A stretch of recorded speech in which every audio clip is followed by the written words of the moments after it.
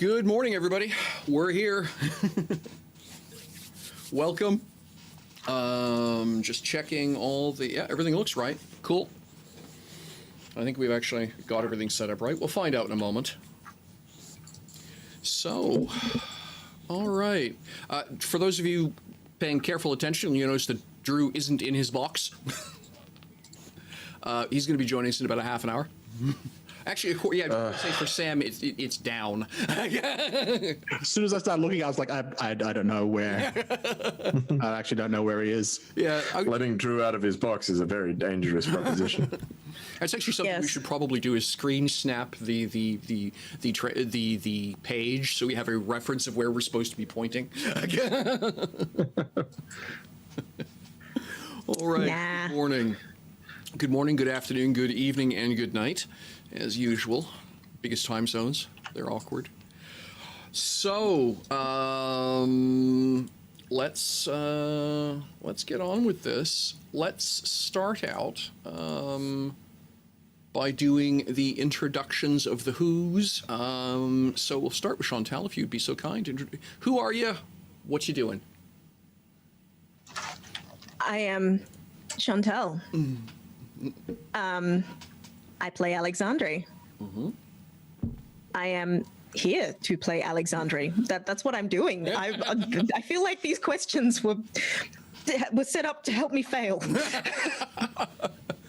I'm a cruel and evil GM. Yes, carry on. I've noticed. Alrighty, Jamie. What do now? Me, yeah, I'm good. I just had a very delicious homemade dinner and dessert. I made chicken satay, and we also had like a puff pastry deconstructed apple and strawberry pie, and that was real tasty. I like the phrase deconstructed in culinary terms, because what it usually means is didn't bother to get to the last step of assembly. I think it's fantastic. It is legitimizing, couldn't be bothered to finish the recipe. I think it's a great term. It's more that like it's a lot easier to cook puff pastry by itself than with filling in it. And we were just going to have filling with cream, and then we were like, oh, we've got this puff pastry, let's just chuck some in the oven and then eat it like on the side. And it was delicious. It worked great. And all these food descriptions were specifically for Chantal's benefit. I really love puff pastry. Yeah. I mean, thanks. No, I am otherwise very well, and I'm excited to be here and get some unlawful disorder rolling up in here. Yeah, all right. Sam. Hello, I'm Sam. I play Chevalier. Yes, also very excited to see where we go from here, I guess. Kind of so presented ourselves with a number of options last week, and we're like, we'll do one of them. We'll work it out. Whatever. All right. So Alexandre, can Alexandre give a quick summation of recent events and her opinions thereon? I said quick. Oh boy. Okay. Spider did some stupid stuff, and then we discussed the stupid stuff. We had a discussion about politics, or the dislike of politics, or the liking of politics. Very confusing about the Progress Confederacy. Mm-hmm. We decided that we were going to maybe go and do a heist. We were going to... we went and we looked at different things about all of the people here, and we found out that they don't like the progress here. This is where we are, and they don't like it. So that's something we know. Alexandre, I like it here, I think. If I could stay somewhere for the rest of my life, probably here. Why is that? I like everyone seems to just be willing to do what it is that makes them happy instead of what it is that the progress wants. Okay.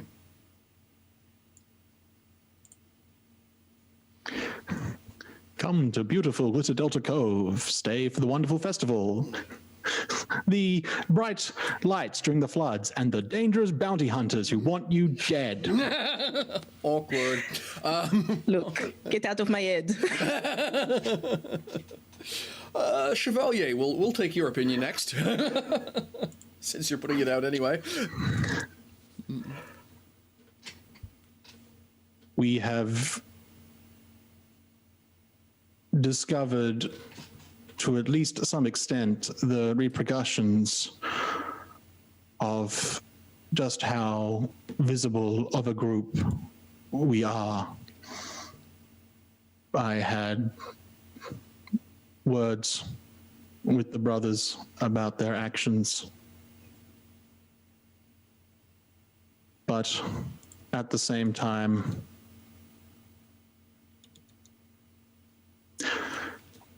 one mistake is not unforgivable. They show a lot of promise, and they have previously proven themselves. In part, it was why I was not okay with, that's probably not the correct term, but willing to allow Alexandre to roam the city with just Lucas and not myself. I feel bad, though. I had promised her I would not do that until she was comfortable with the brothers. But my fear was that of all of us, I am the most obvious across a crowd. I am the one that stands out. My presence would simply draw attention that would potentially otherwise be avoided if I were not there. I also needed to know how close the danger was. Spider's contact was very useful in that regard, and I had considered that there might be a chance, if there was only a few after us at the moment, that we could dissuade them from pursuing us further, but half a dozen people at the moment seems like it has tipped the scale a little too far. We will need to consider what we do so that we can remain safe, whether that is doing a job for Aquilian or if it is convincing a captain to leave sooner than they had planned. We need to take action. We need to take steps. Okay, Spider, what's your opinion on all this? Look, the last 24 hours have maybe not been my finest. Maybe. I got a little carried away trying to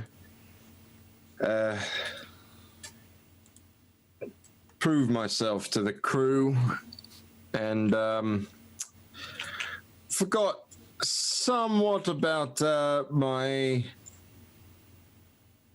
limited capacity for spirits.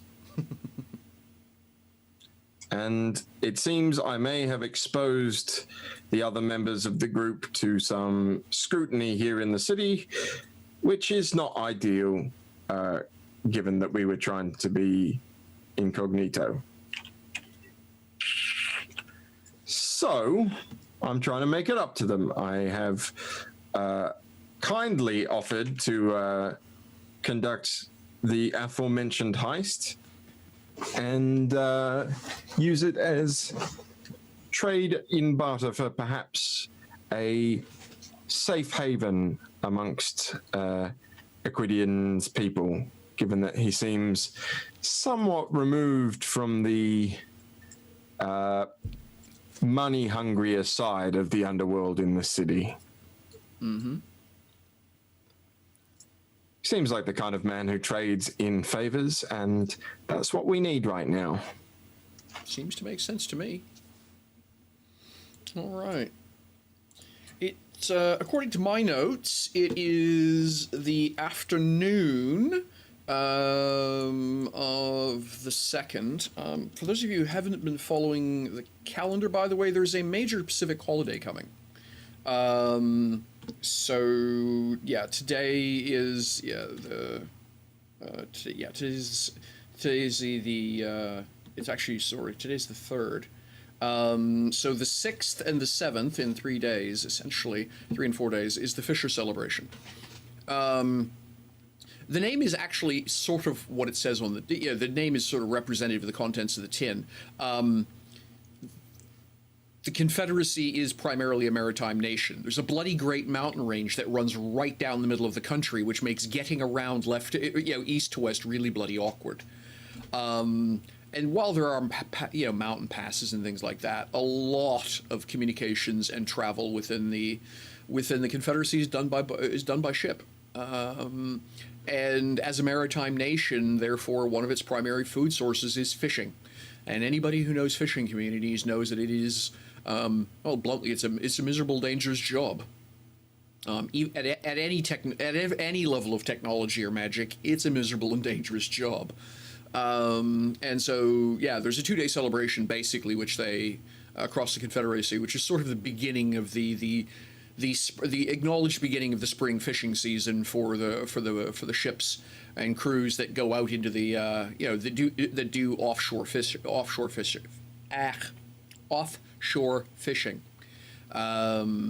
And so now you guys are inland substantially, like I think it's 12 kilometers or something like that.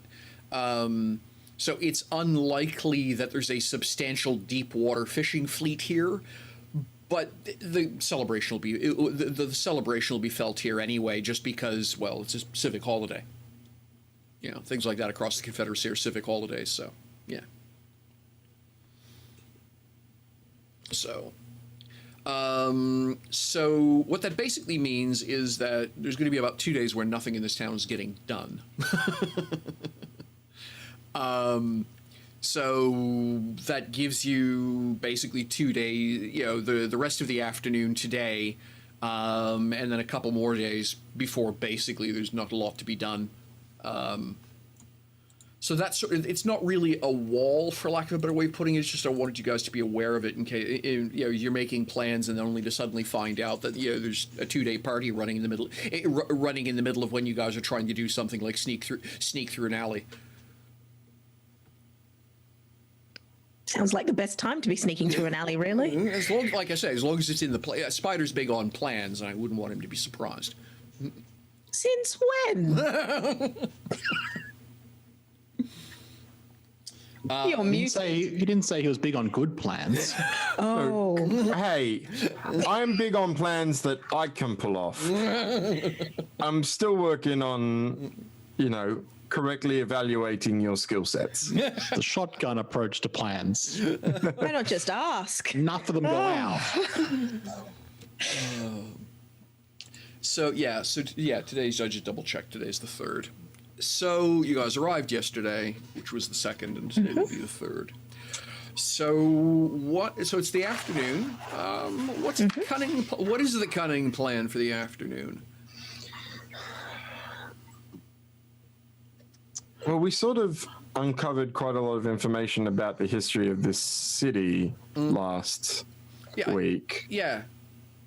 And I think calling it information is probably overstating some of it. I think there's a lot of well-grounded suspicions is a better way of putting it.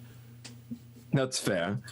We did discover information about the history of the city, but certainly suspicions about what that means about its current place. Yes. And especially the people we're working with or could potentially work with. They both the families involved in this heist, both the patron and the victim, seem to be part of I hesitate to call them a faction, but like a group of families who seem more dedicated to like the old history of the city than its Confederate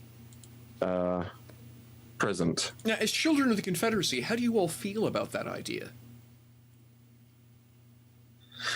That's actually a really good question for me. Because we had that interesting discussion last week about like how, specifically about how Spider feels about the Confederacy. Mm-hmm. And I think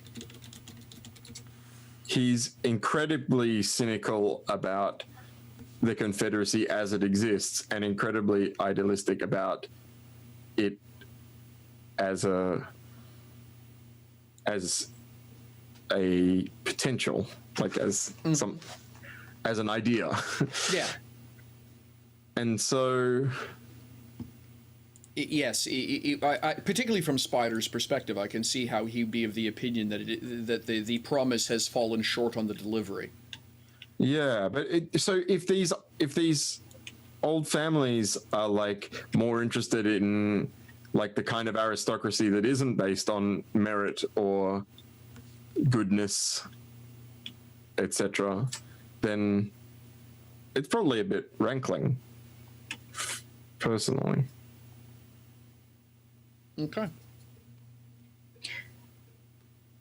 Until we got here, I don't think Alexandria really considered that there was another way of being.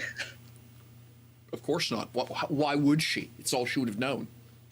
Yeah. Why would there be another way? Tell me another way to live. No, I don't think she ever considered it. I just don't think it was there. Interesting.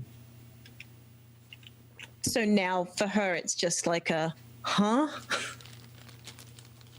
Why, what are you doing? Why are you doing that? Why would you not want to change your name? But at the same time, her family hasn't. So, okay, cool. Don't do that if you don't want to. She doesn't see why anyone should be forced to do anything. But then, you know, she's also a teenager and doesn't like being forced to do anything. So, like,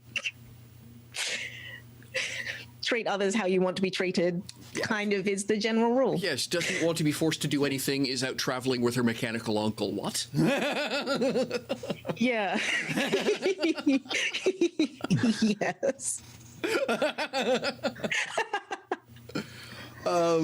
By the way, for those of you who don't, I've been messing around with World Anvil's family tree, and so the only way I could make Chevalier make sense within the concept of the group was that mechanically, because of course, for lack of a better way of putting it, when Chevalier and the Anvil Heart Company had returned, Chevalier was not a citizen of the Confederacy. He was effectively an object. He was property. This sort of thing would have driven Elena absolutely nuts, and so to legitimize him as a person, she adopted him. Which means technically Chevalier works out as Alexandria's uncle. Yes, it's Uncle V, not just V.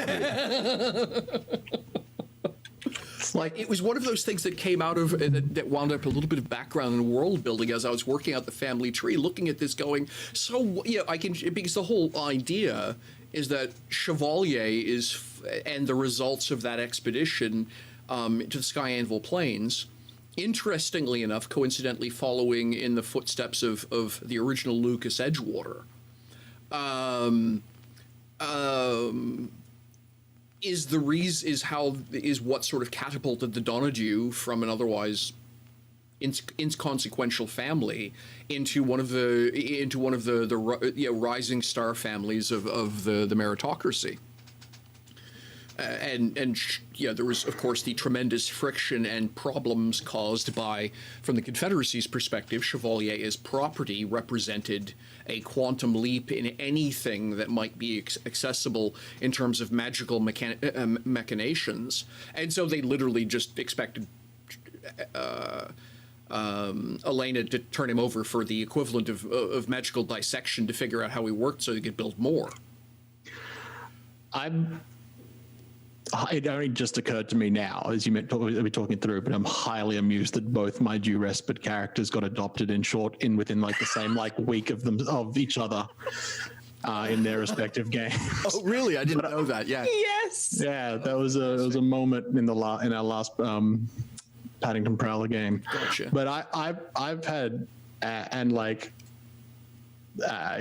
feel free to veto it. But my headcanon has always been that when they came up and they're like, well, we need to experiment on your robot. We need to work out how it works. And I just always imagine Elena being like, yeah, you can do any experiment you want on Chevalier if the entire science team has it done on them first. And then so there was a point that they got up to where they were like, we're gonna do this. It's like all right. And they're like, oh, okay. And then we got to the really when we got into how much can we scratch his arm? All right, you first. And then eventually, so there's now in Shining Capital, there's a bunch of scarred scientists. Who were just like, yeah, we got as much as we could, but once it got to removing limbs and then seeing if they could be reattached, it was just like, nah. And it's like, we could do this with magic. It's like, no, you do it the way you're going to do it to him. And he's like, oh. Okay. Yeah. And it never got as far as they wanted to. Yeah. But her resistance to the idea of just outright surrendering Chevalier, essentially as a national research project, is part of what has caused Alexandre so much grief as a teenager, because not only is the Donadieu family nouveau riche, if you will, they're also Elena has the notoriety of having remained Sinryu in spite of having defied the greater good of the nation, which is the reason, like I say, there's a lot of off-color commentary about how it is she's managed to do that. So, like I say, the only way I could make all of that background that we've sort of hashed up to this point make any sense whatsoever was, okay, so how does she get around all of this? Well, she adopts him. Because then he's a person. I would love to see that conversation in the judiciary. I would like to adopt my son. I'm sorry, what? What, you can't see the family resemblance? Well, it's like I'm sorry, madam, you can't adopt an adult. I said adopting. No, as far as we're aware, he's 2 years old. That's, He's 6 months old. And then it's like,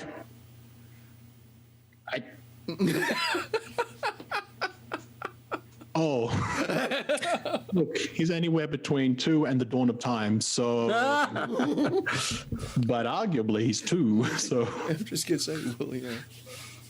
So yeah, like I say, that's a thing now. If you go check the World Anvil website, I've been working on the family trees for the Edgewater and the W, and yes, this amusing piece of background fell out of it where Chevalier is Alexandre's uncle. So, which, in terms of thoughts about the current city, for Chevalier, it's always been this the Confederacy is this amusing entity. Mm-hmm.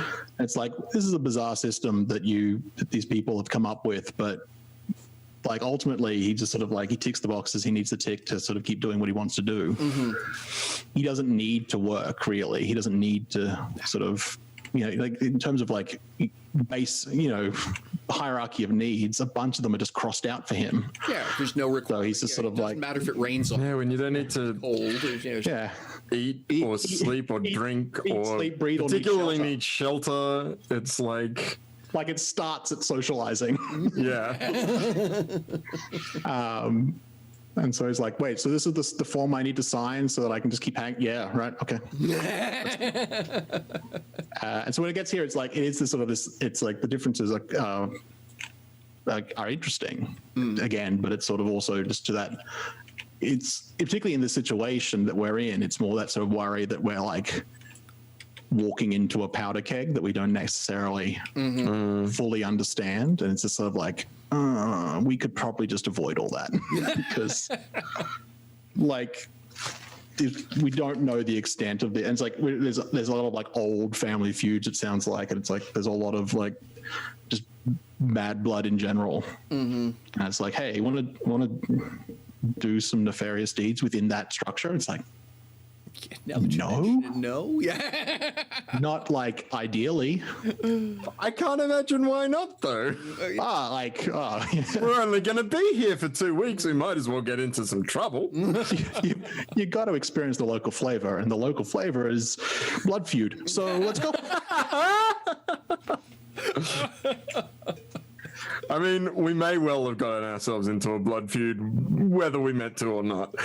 You mean Spider may have got us into a blood feud, whether Hey, or not. Lucas might have got himself into a blood feud. To be fair, that was It may have been my fault, but that's not really here nor there. and Drew's not here to defend himself, so it's really That's it. That's it. Yeah, let's just blame Drew. Blame him for everything. though he might be listening. Hi, Drew. Hi, Hi, Drew. Drew. I was going to say, Michelle, much as I appreciate unexpected synergy between characters across campaigns, like Sam mentioned, being adopted twice in 1 week, I would appreciate if Spider doesn't become the champion of a god of war entangled in an eternal battle against a cosmic foe. And if you don't know what I'm talking about, people should check out Eternium Gate. That game's real sweet. Hang on. Well, I guess I'll be rewriting that hunk of the plot. It's irritating. Well- It's just That was Plan C, obviously. It's like, If I could, if I could just have one father. awkward. Awkward. Well, I mean, Sage is about to become her own mother, I think. So Yeah. If I could have one father and one mother, and they are one father and one mother, and always were and always will be, then those that could be three distinct people. Something time travel awkward. What? Oh man. yeah. Oh, Yeah. let's The best not- line that came out of that game was, "Don't worry about the paradox, my dear." Let's also, at this point, let's not use time travel to solve our problems. Like, let's just keep Or- going. We'll get to Baseldorf. It's fine. Oh. But we've already said that V is potentially from the dawn of time. So Yes, but And look, we don't need to go to his teenage years. It's fine. To rebellious teenage try and get back, this city is not prepared for. I am interested what we think, because particularly because Chevalier wasn't amazingly sold on working for Aquidian. Like, he's not got a problem with the idea. He's just sort of like, it just seems. Aquidian is But he doesn't. He's looking at like the cost benefit analysis and just being like, nah. Well, I mean, But, like, what's interesting is if this was yesterday, Spider would have just gone and done it already, and like just said, "Hey, I got us a place to hide." But that conversation between V and the brothers, and then between me and Lucas, that hit home for Spider about like actually talking to the group, like not just, doing what you think's best just because you think you're smarter than everyone else in the room. I want to talk about this. I really do. I want to think about this. I really do. But I have a question, and if I don't say it, it will never happen. Mm-hmm. Could Alexandre have found out while we were searching through archives how old this city was, and whether there was any mention of a Donadu passing through? Oh, fascinating question. Hang on a second. That's actually a really good question. One moment. Glitter Delta Cove. All right. Oops, wrong button. And then, okay. So originally the city. So this is actually stuff she would have been able to real fast. I'll actually just post. I'll read it out loud, but I'll also throw it in the chat in the Twitch chat as reference material. And naturally that is going to puke, because why wouldn't you, Twitch chat? I don't like you either. So one sec. That's the first 2 bits. And then So these are major history events that she would have found out. So the city was originally founded about 180 years ago as the Free City of Val d'Ochorai. About 30 years ago-ish, a plague went through the city. Over the basically the 150-year gap in between, Val d'Ochorai was pretty much a local powerhouse. Keep in mind, Glitter Delta Cove, as it is so named because of the fact that it's basically a free gem mine. The spring flood washes mineral-rich deposits down out of the mountains every year and scatters them over this wide plains area. That's got two effects. One is you can just sort of wander along through and sift out the topsoil and come up with gems per acre. And two, by definition, that topsoil is incredibly rich mountain alluvial silt, which is, that's basically the reason the Nile is a breadbasket. So you've got you've got the Alaska Gold Rush and the Egyptian Nile all in one river system. So Val d'Ochorai was an incredibly powerful free city for 150 years. Okay? And about 30 years ago-ish, a plague tore through the city, 10% kill rate. For those of you who don't understand what that means, for the Canadian military, if you take 10% kill rate, not casualties, but a 10% kill rate, they send the unit back to Canada to disband the unit and send all the soldiers to different units to avoid the unit trauma and reform the unit from scratch. That's what 10% kill means. It is that's huge. 10% is like... That is a spectacularly... That is literal decimation in the Roman term of it. What they're talking about, not to get too serious, but for a moment, like in terms of like coronavirus is what, a 0.3% kill rate or something. Yeah, it depends. Which they're talking about like acceptable casualties in America. Let's not. Yeah. We don't need to get into the ethical discussion, but the mortality rate on the Black Plague was around 2% for perspective. Yeah, right. So 10% is extreme bad times. Oddly enough, the city never recovered. And about 25 years ago, the city was purchased by the Confederacy under the policy of silver and steel. And then about 20 years ago, Alexandre and Lucas would have found reference to the Great Fire, mostly because of the property damage. So there's a couple of, and it literally destroyed about half the central area of the city. Essentially, the area inside the very nice octagon shape of streets was leveled, if you take a look at the map. So that's why it looks like you've got one city sitting inside another. When the Progress Confederacy rebuilt, it used their building styles to recreate the city core in the burned and destroyed area. All right. Now, given the fact that Lucas rolled so hysterically well last session, I'm even willing to say that you probably would have gotten wind of the fact that there are some that there is some mixed accounting as to whose fault that is. Some people blame the meritocracy as having done it on purpose as a brutal form of urban renewal, and then the meritocracy, the Confederate, is of the opinion that it has something to do with a group of terrorists who have been opposing Confederate rule. But either way, there's a belief that it must have been deliberately set. Yes. Okay. So that is there's more to it than that. This is a city, when you have a city that it was founded 180 years ago as a city, it existed probably for 50 to 70 years prior to that.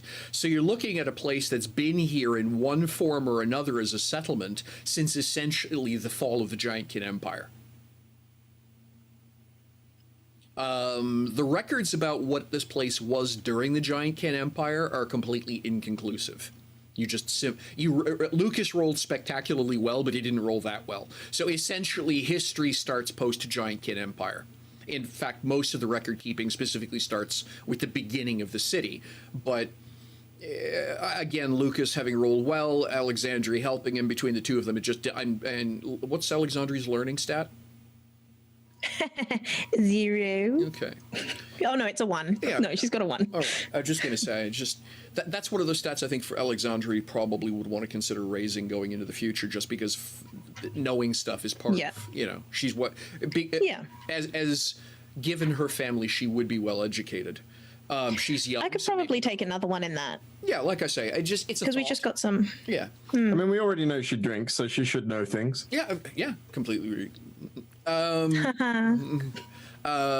yeah, so I think it would make sense to both of them that this place has been here for longer than the age of the city itself. In some other form. Like I say, it's at the heart of a huge breadbasket region. I think the total area is something like I remember it's a ridiculously large area. It's 6,000 square kilometers or something foolish. Yeah, 6,000 square kilometers. That's basically this massive prairie grasslands environment, which gets rejuvenated every spring by this massive flood. So, and Glitter Delta Cove, Valdel Sharai has been sitting in the center of it for basically since, the new history of the world has been written. That's interesting. And so, any talk of a Donadieu? I'm actually going, since you didn't ask that question last time, we didn't roll specifically for it. So I tell you what I'm going to do. Yes. Go ahead and throw some dice and let me know how you intend to find that out. Because keep in mind, something wanted poster. Hi, do you know anything about a Donadieu that might be my grandmother? That's a fair point. Well, it Wouldn't could stop go her. the roundabout way, though, because Lucas is there, right? And Lucas certainly would have asked the same questions about Grandpa Lucas. Mm-hmm. And there's no because we were operating on him just announcing himself as who he was at the thing. I think he could have asked the question for you, but you know what I mean? Yeah, but at the end of the day, Drew's not here, and oh yeah, no, I'm not saying he should roll the dice, but I'll tell you what, though, I think it can be that thing of oh yeah, I also got this book about blah. I think you can have a look. It's reasonable that Alexandria would get advantage on the roll.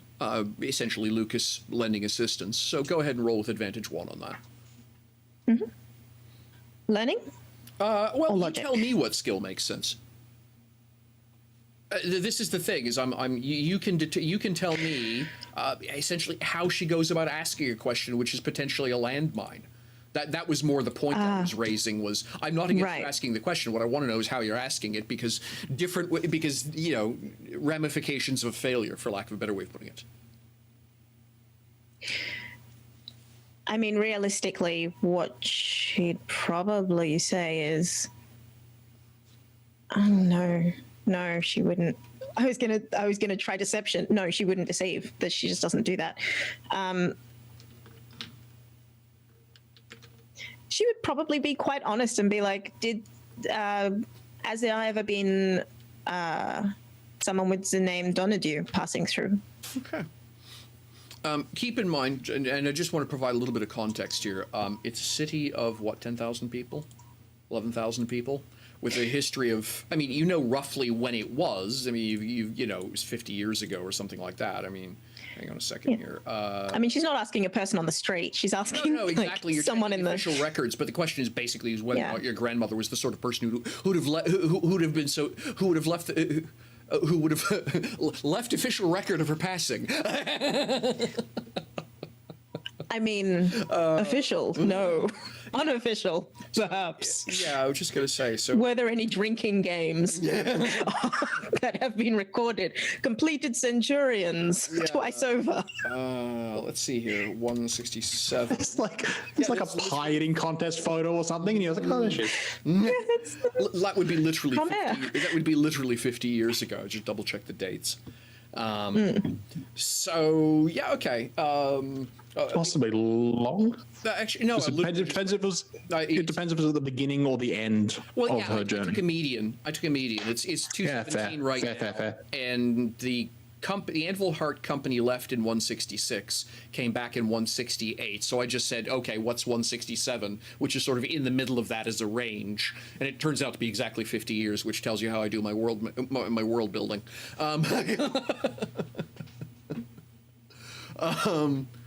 Pick an even number, obscure by 3. So yeah. So yeah, it's about 50 years old. You're looking for one person who is now notable, but possibly wasn't then. So what sort of skills are you going to be using to delve into that?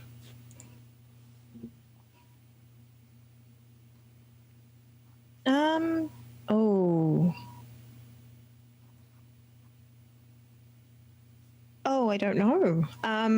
I didn't think about this when I queried. Isn't it just? Yeah, that is one thing which is a little bit of getting used to with Open Legend is that the stats are the skills. And so if you're going to be asking a question, have in mind what stat you're going to be tying to your search for the answer. It takes some getting used to. As GM, I'm not used to thinking that way either. I love games that do this. Yeah. This might be a bit left of field, but could she use creation or entropy? Because she's trying to use the song to give her creation, channel information. higher powers, manifest something from nothing, regenerate, divinely bolster. Entropy, disintegrate matter, kill with a word. Disintegrate. Create undead, sicken others. Unless you're trying to scare I'm not convinced that disintegrating someone will get you what you want. I mean, it depends on what you want, but I agree with you. The use Some kind of the of speak creation to dead spell, but not in the library. That you use after disintegration. Yes.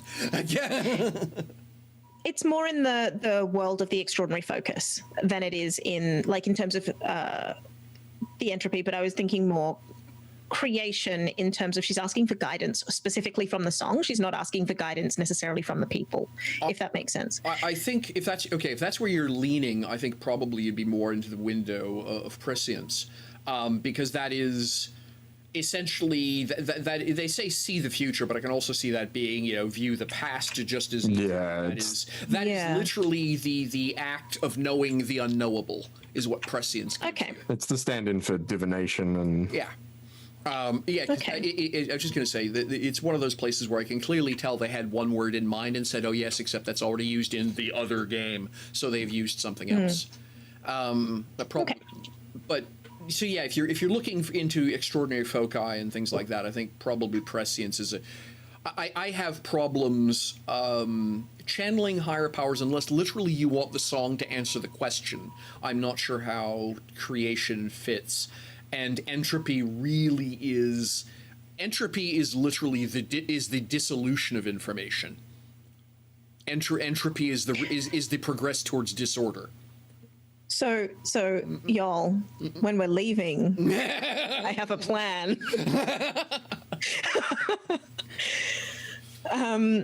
Okay, cool. So prescience, I have no skill in. Okay, well then, a good place to then. Yeah, if you want to lean hard on, if you're really leaning hard on getting the chanson to answer that question, then that's cool. But you're not obligated to roll prescience just because I think it's more appropriate.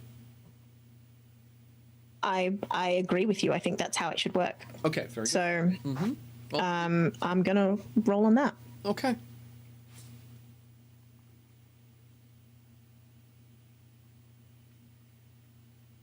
And that's an 11. An 11. Okay, I think now let me just double check something. An 11 is, quote, an everyday challenge. And I would say that recording the passage of one particular individual out of a, at the time, otherwise unremarkable adventuring group 50 years ago doesn't qualify as an everyday task. Yeah, and before she was famous. And before she was famous, and asking an unknown being to give that answer, Yeah, or I lead to that answer. Yeah, I think that's probably the sort of that's just the sort of milquetoast role. It's not going to get you anywhere. I think going again with this idea of yes, but, because that's an Open Legends thing, right? They discourage failure as an outcome for non-combat roles. Unless it's the GM. The GM fails absolutely or succeeds absolutely, but the players have got the option to fail. Go ahead, Jamie. Sorry? You were about to say something, Jamie? I'm not sure if I was. I was just like, I don't know that the rules entirely discourage like failure in the sense that like some things you just like don't do, but what's interesting is about like, what does that failure mean, right? Yeah. Like, Alexandra just reached out to an unknowable being for information and didn't get what she wanted. What did happen though? That's what I want to know. And that's what I was just trying to suss out. I think oddly enough, I think in fact what's going to happen is that she's actually going to have because obviously enough she's not going to be communing with the Ch1 in the middle of the public records hall. I think that's probably just going to be a little bit awkward. So it's probably going to be in a moment of contemplation, perhaps later that evening, or that later that morning after the very heated conversation. There'll be that moment of I wonder, and then she'll invoke the Ch1 possibly while she's alone. And so what she's going to know is that there's going to have been a very strong sense that Equidian has an answer.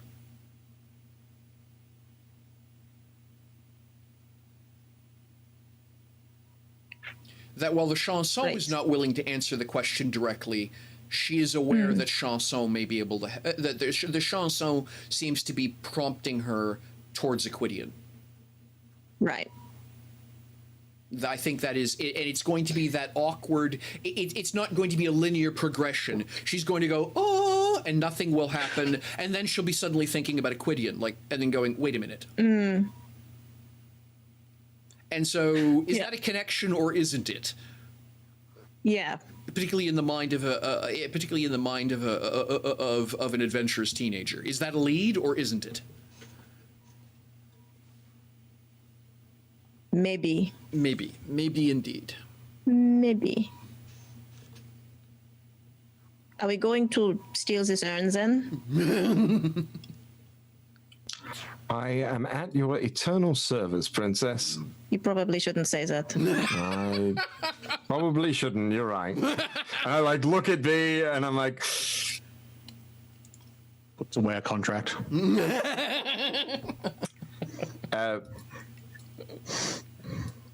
If you want it done, it'll be done.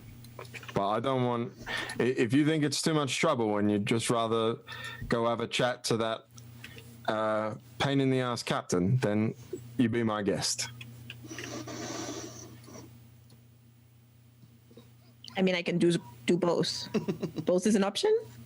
It probably does not hurt to explore how viable that will be, convincing a ship captain, even though we have two options to leave early during this time.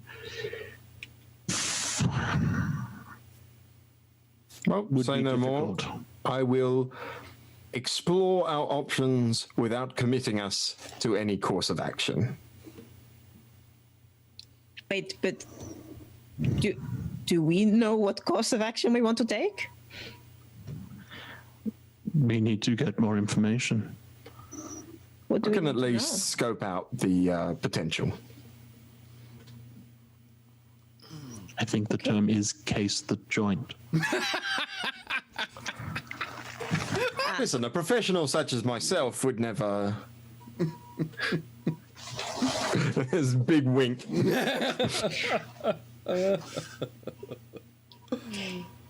Right. Right, indeed.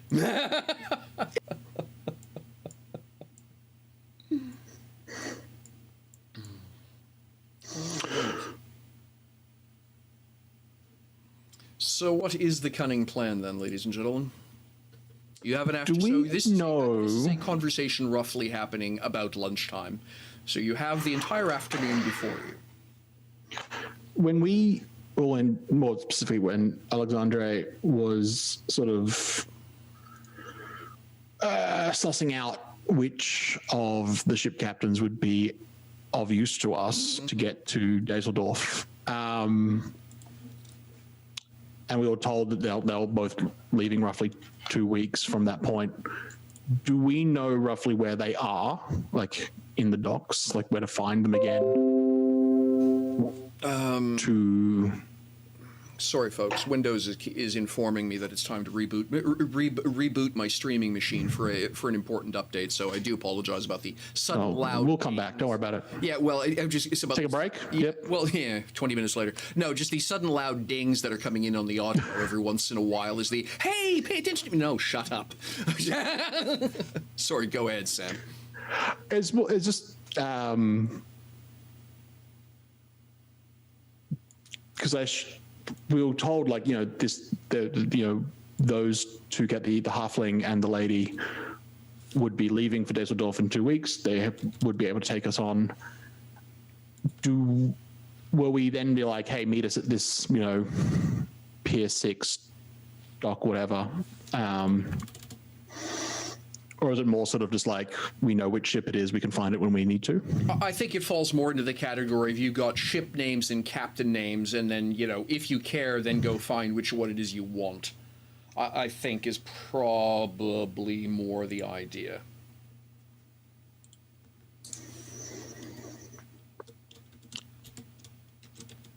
It might be an idea then for Mr. Kilcare to do what you need to do for that potential plan, while the rest of us I do not like the idea of going to the docks when we know that that is where the people that were looking for us are nearby. But we need to talk to the captains. Perhaps we should all go then to case the joint. And how much time do you think you would need, Mr. Kilcare? Really depends on how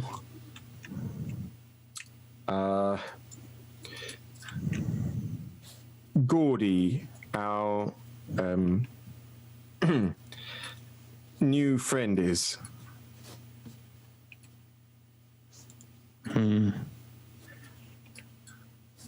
you're speaking in circles. Yeah.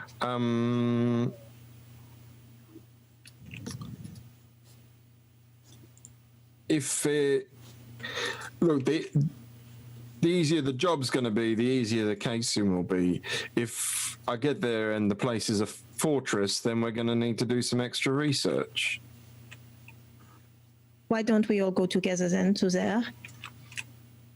And then we can decide what to do once we get there.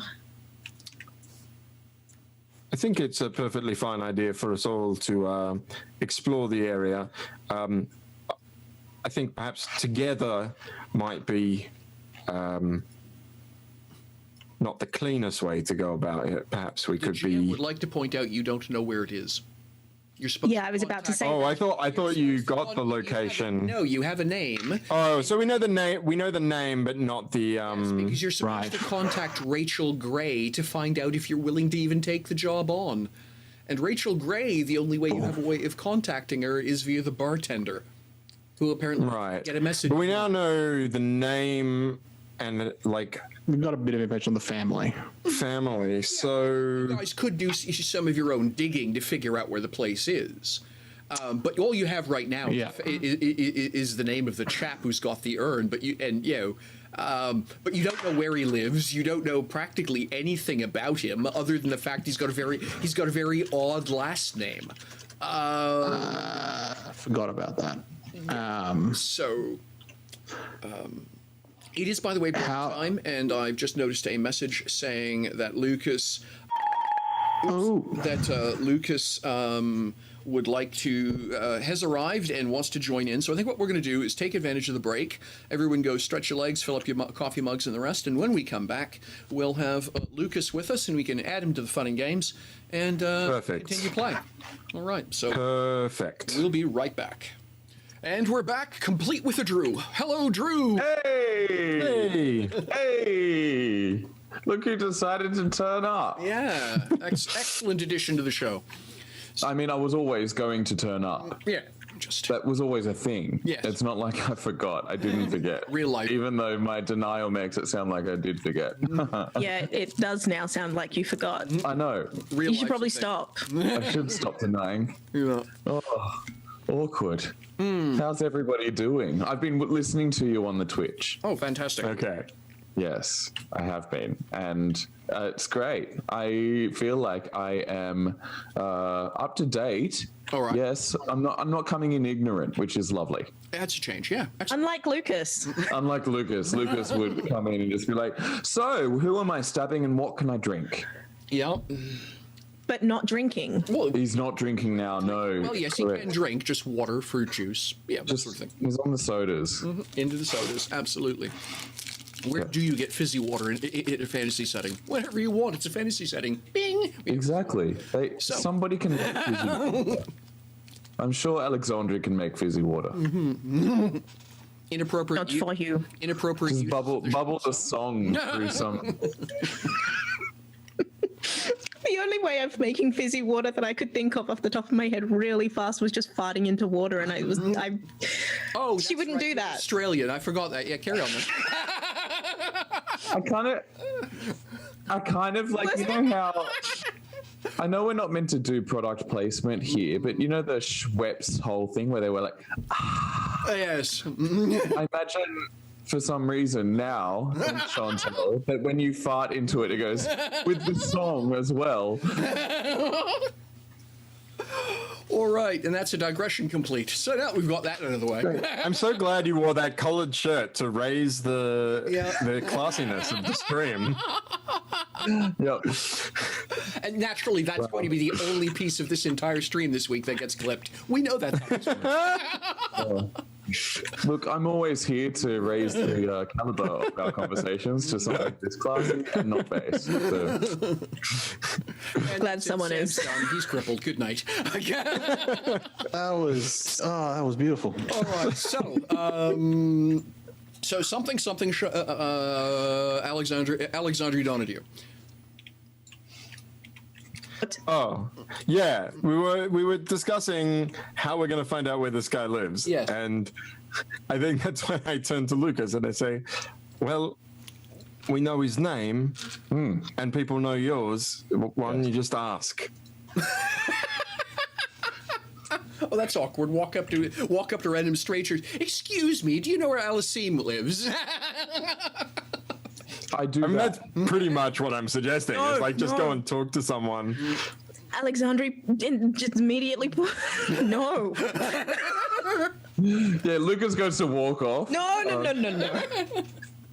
What? It was it sounded like a legit suggestion to me. We can find out the information from Rachel Gray. Rachel Gray? Yes. Well, that'll take us another day to find out, though. What it doesn't we take just a walk to go. But we walk back. We go back to the inn. Yeah. Yeah, and then the That's bartender has to get the message to her, which I can't imagine is a fast process. So the alternative is to further expose ourselves? Expose Lucas. I'm already exposed. I mean, you not be? in the metaphoric sense, not the. I'm still wearing clothes. Did we find anything out about like what their family does in the city? Like, are they? You haven't asked. Literally, the only thing you've got a name. We got the name. Wait a minute, that name is weird, and you focused on the weird last name and really stopped. And then we left. Point. Yeah. We're That's a like really high weird schoolers last name, doing a though. research project. We found one fact and came back. I'm literally a high schooler. I have an excuse. Excuse me, I have a master's degree in lizard folk. And yet we don't know. All right, I understand. If you don't know, now you know. Potentially, if we all go to the docks so that if anything goes wrong, we are not separated, and we discover how viable it will be to convince a ship captain to leave early, because if the answer is yes, potentially we do not need to do this job. If the answer is no, then we need to do the job one way or another, and we might as well get the information from Rachel. Hooray. Yes. Let's do it. Let's go to the docks. Do you ever have that vague sensation, folks? Why- And I'm talking to those folks watching on the VOD or currently on the live stream, that a really good plan is just not going to end well. As a GM, I have that plan. I have that feeling right now. Let's see what happens. Okay. You're the Well, I also have a bad idea about this plan. It's I still, definitely don't think the answer is just like, let's just go to the docks now. Like, no. I still want to go to the bar. Yes, no, And I think if we're going to go to the docks, we might as well drop past the inn anyway. The problem is, like, both of those areas are literally the most exposed in the city we could possibly be. The place where the bounty hunters are staying and the place where they know we were staying. Okay, Yeah, so keep in mind, do you have a... You lot are in a little bistro on the other side of town, nowhere near the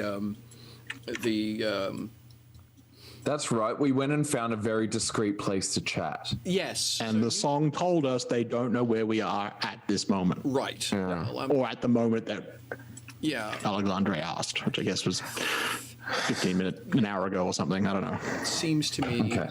that the conversation was that you folk were down around here somewhere. It seems like we need to move fast. If you all think that the best way for us to proceed on the heist is to leave a message for Rachel, I can go to the tavern. I'm fairly confident in my ability not to be tracked as long as I'm by myself. I don't like the idea of us splitting up Then, right now. well, what if you just stay here while I do that? It will take a little bit more time, but That means we're splitting up still. It's a different flavor of splitting up. Lucas, Yes? can you ever think of a time in your life where you wanted to find me and I didn't want you to, and you were able to? Oh, every time. I think you misunderstood what I said.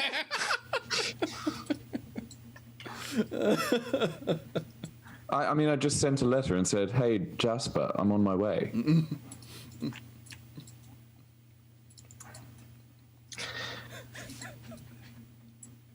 If you don't want me to leave, I won't leave. But I am very confident in my ability to slip in there without being noticed and Alexandre. to not be found in this city. There's one thing that I've learned about Jasper is that if he wants to find us, he will. That's not the problem. The problem is if all of those bounty hunters find any one of us, then we are split. I would definitely suggest that the three of you do not split up.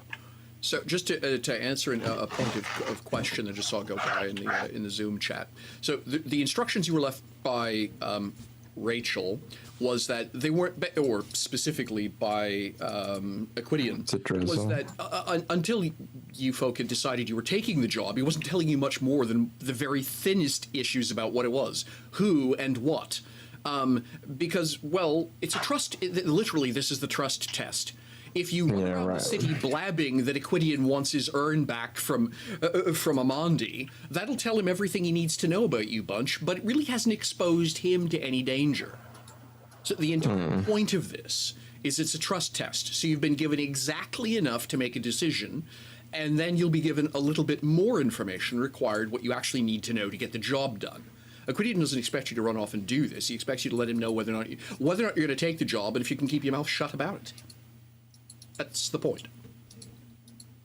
So yes, you could. Which is why I wanted to figure out the information without involving them again. Yeah. So if you were to, almost implicitly by contacting Rachel and saying yes, we're going to do the job, and keep in mind that Rachel's is an homme de guerre, if you will. Then implicitly you'd get a message back with all the details you'd need, or what passes for the details they think you'd need. I think is probably a more accurate assessment. Just in case, but I just realized you guys were, based on a couple of comments going on in the Zoom chat, there's some, I think there was a bit of confusion about the actual setup here, if you will. But literally, the point is that Equidian doesn't know how far he can trust you, has no reason to trust you at this point. So the first test is, can he trust you? So real simple break and enter job, can you keep your mouth shut? Yes? Excellent. Jasper. Now we can talk about real work. Jasper, what are we going to do while you're going to Rachel? Are we going to the docks? Or are we staying here? Look, the problem is we're not going to get any more information out of the Ebon Elves unless we say we're going to do the job. And then if we don't do the job, well, we probably shouldn't do that. Right, how long will it take for you to get back to the tavern and back here? A plot-appropriate amount of time. Great, I'll see you then. Thing is, if we're going back to the tavern to contact Rachel, that is to either confirm or excuse ourselves from the mission. Which is why I was wondering whether we might find the location without their assistance. Which is something I would normally be entirely in favor of, but at the moment we are under a bit of a time pressure. To the docks then, I suppose. No? What? How did we end up back at the docks? Well, because we don't have any way to proceed with Equidian's request. And Chevalier doesn't want to indulge our group in that request if we have the option of speeding up the captain. So we should just do that first. Oh, Yes? okay, let's go. Yes. So you're all of you are trooping off to the docks ensemble. Yeah, one sec. We should probably go the long way round through the lake of the ancestors, though. I'm not sure, Lucas, that you should be seen traveling through the center of town if we don't want to make a fuss. I mean, definitely try to draw as little attention to ourselves That's as right, possible. Lancium. Yeah, Lancium. Look, word on the street is Lancium is looking for you. Okay. There are multiple people looking for us, and none of them we want to have find us. I mean, I'm pretty We certain are that I unfortunately could quite handle noticeable. Lancium. It's not Yeah, about look, whether you can handle him. I don't think there's any question, really, if you could handle him. It's just about if it's a more private affair, it might get more complicated. Well, then I'll have to stay close to you in case he turns up.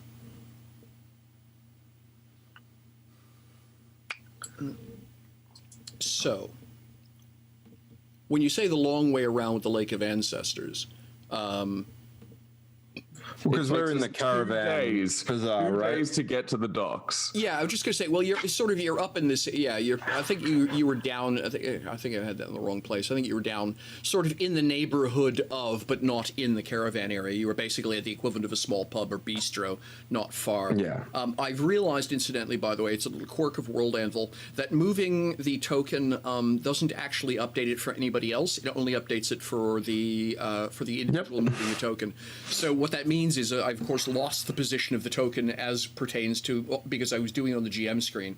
So anyway, so I think, so I'm going to retroactively say you've always been about where that little red token is now, and we'll just have to go by the version that's on the that I'm using on the stream account. So that's Yeah. right. So I guess what all I'm suggesting is that we don't go through the Great Market, the Guild Yeah.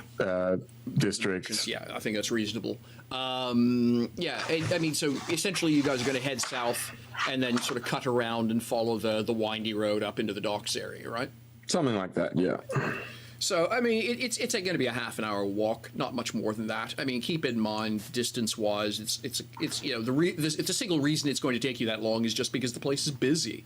Like, again, because of the time of year, the streets are packed. And particularly anything heading towards, you know, in or out of one of the main axes of the city is just going to be super busy with caravan traffic and that sort of thing. So it's not that it's a huge distance, it's just that there's a crowd all the time. All right. So you will find yourselves, without any difficulty, able to get your way to this area. I just want to make a point of saying that Spider's not going to walk with them, All right. not splitting the party, but is going to, you know, walk at a Following 10-foot, along, 15-foot remove. Yeah, exactly. Following along, if you will. Yeah, you are shadowing the party as opposed to traveling with them. Yeah. That makes perfect sense to me. All right, so you will arrive in the Docks District, like I say, after about an hour's worth, half an hour's worth of walk. My apologies. And yeah, so Michelle. yes. I would very much like to keep an eye out in case we're being followed, in case, you know, all of those things. Sure, I'll tell you what, go ahead and, because you sort of have a half an hour and we're talking about a collective impression, as it were, go ahead and roll go ahead and make a roll with advantage 1. Okay. I would guess, yeah, I mean, perception's the obvious one there. It's perception, yeah, already.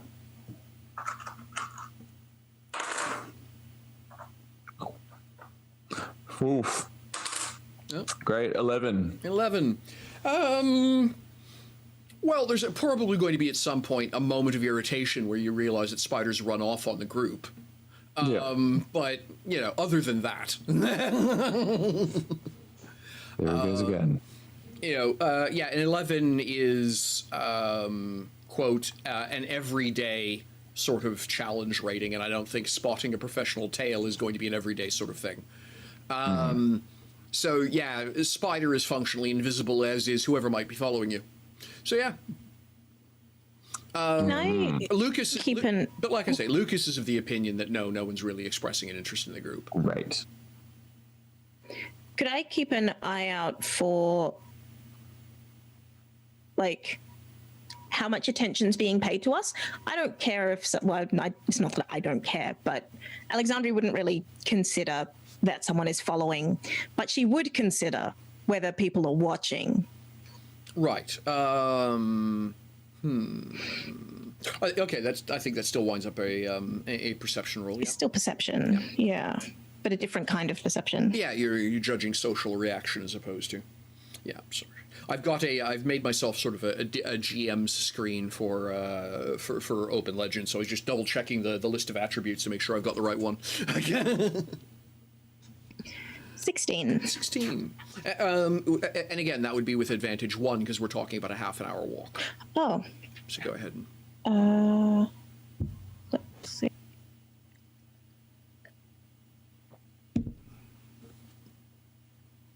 The 16. 16, very good.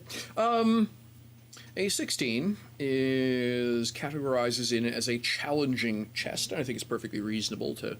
So, There's a few people who are noticing Lucas.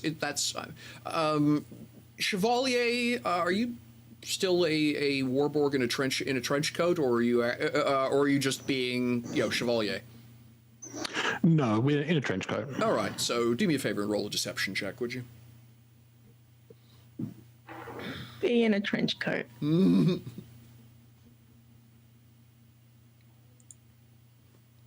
That's 2. A 2. Yeah, so the mustache fell off some time ago, and that's blown you to That scuff. tied the whole look together. It did. I mean, whether or not anyone recognizes Chevalier is hard to determine, but literally, if you scan the crowd, this is what it looks like. That bump is Chevalier. And so just by relative bulk, he's attracting attention. It's like, there's a lot of people who turn around because they're getting jostled and they're looking at they're looking at the middle of a drover's coat. It's like when you're looking, I'm 5'10", I'm a tall guy by fantasy standards, and that's someone's chest. I'm stepping out of the way right now, sir. Right. If you've ever met a professional basketball player, I know this feeling. Yeah, it's and so just Chevalier's even if Chevalier wasn't notable in terms of literal history, his literal mass is causing a stir. And then there's a few people who clearly are pointing about Lucas. Few and far between though, and they all seem to be well dressed. Okay. Interesting. Yeah. Good to know. Common folk are more noticing Chevalier. The well-dressed folk are more noticing Lucas. Is the best way of explaining what you're seeing over the half an hour. Good to know. Thank you. No problem. All right. You folk will arrive in the docks district without any concern or hindrance. And yeah. So the idea is to ask around, find out where the ships are parked. And then go from there, yes? We're looking for the hot captain, aren't we? Or the halflings, like, essentially, either one, if either one is willing to take us sooner. Yeah. So we can just not be in the city. Right. Hang on, did we come to the conclusion that all the captains are hot? No. Yeah, I mean, all the halflings are definitely hot. Yeah. Like If I recall the hot correctly, captains it was are 10, yeah. but the halflings are all like an 8. Okay. Yeah. So the Well, it's I mean, both like a they're lot halflings. versus- They're all 5s. They're just 5s out of 5. They're 4.5 out of 5, but there's like a lot of them. I love that because they're halflings, their scale is to half. All the adult. All right. Yeah, so that is Pharaoh, I think. I'm just double. Mia? Yeah, just one moment here. I'm just double checking. Open.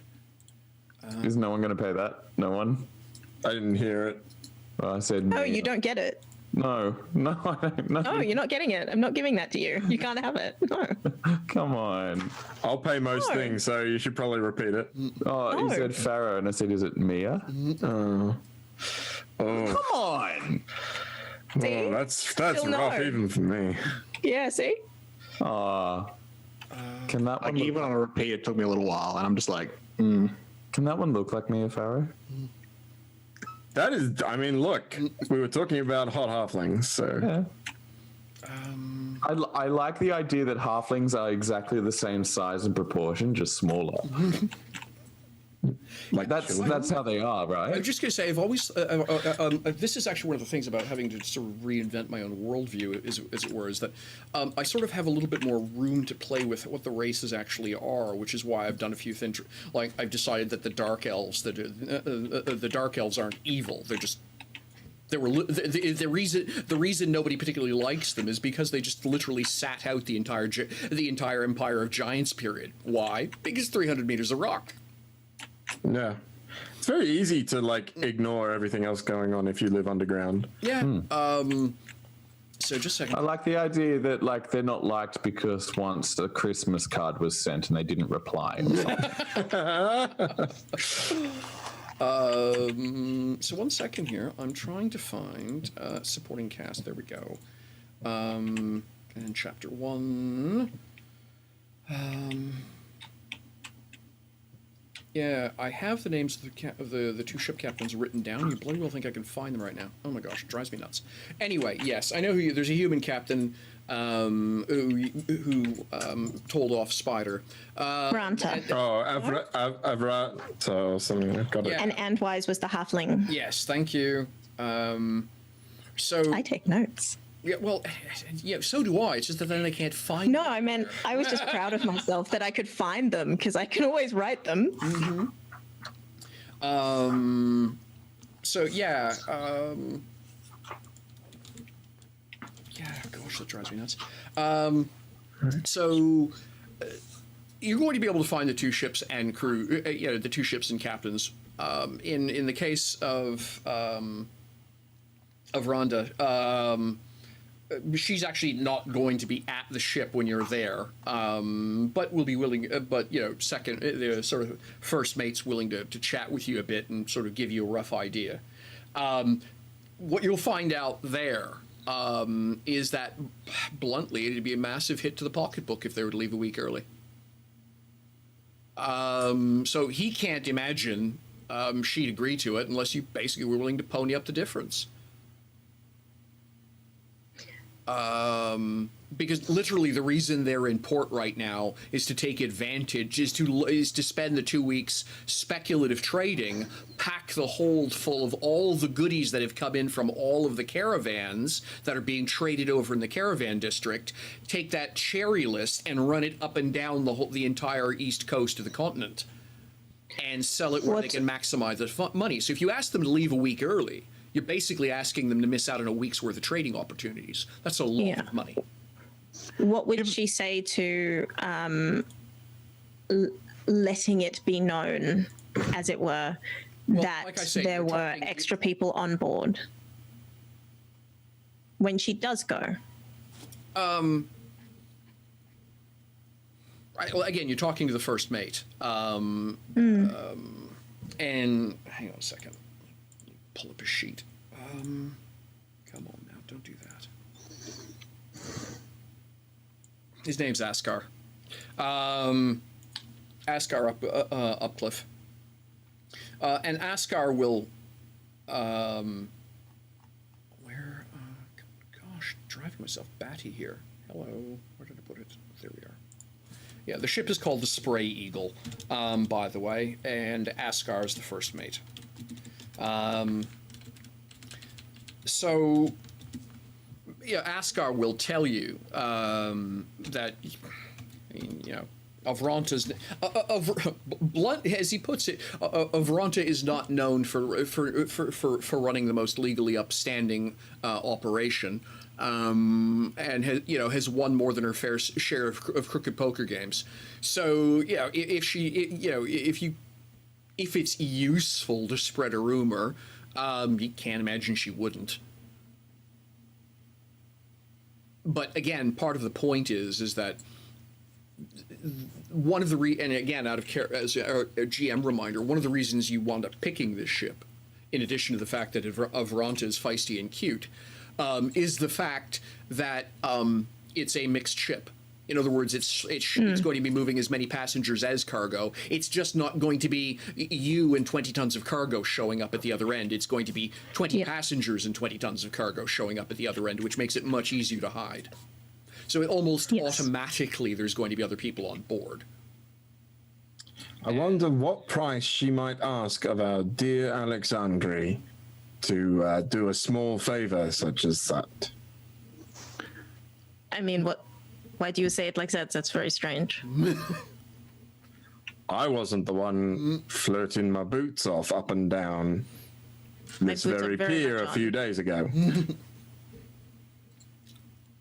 Given that, money is a bit more nebulous in Open Legend, So when it turns out making up the difference, what is that in a wealth level perspective? mechanically, you would all have to essentially make a dice check on your wealth level, and if you fail the DC, you permanently lose a level of wealth.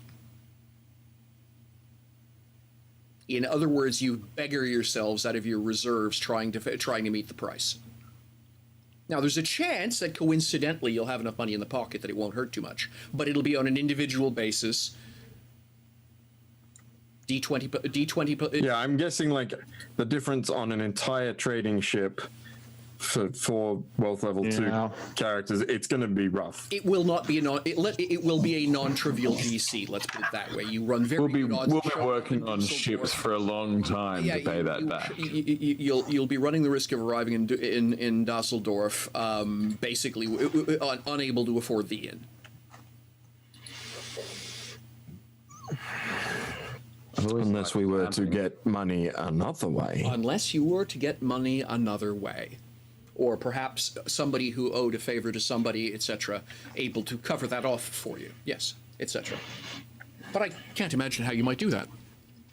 No. How would we do that? Unexpected. Mm-hmm. Well, we made it to the docks. I think we got our answer.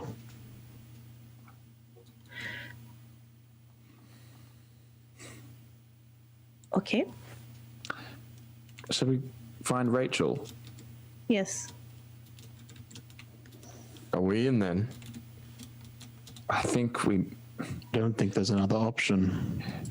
What we can do, we can do as much as we can. Maybe earn a lot of money to pay off this ship captain. And then at least sail out a few days earlier. Now, Okay.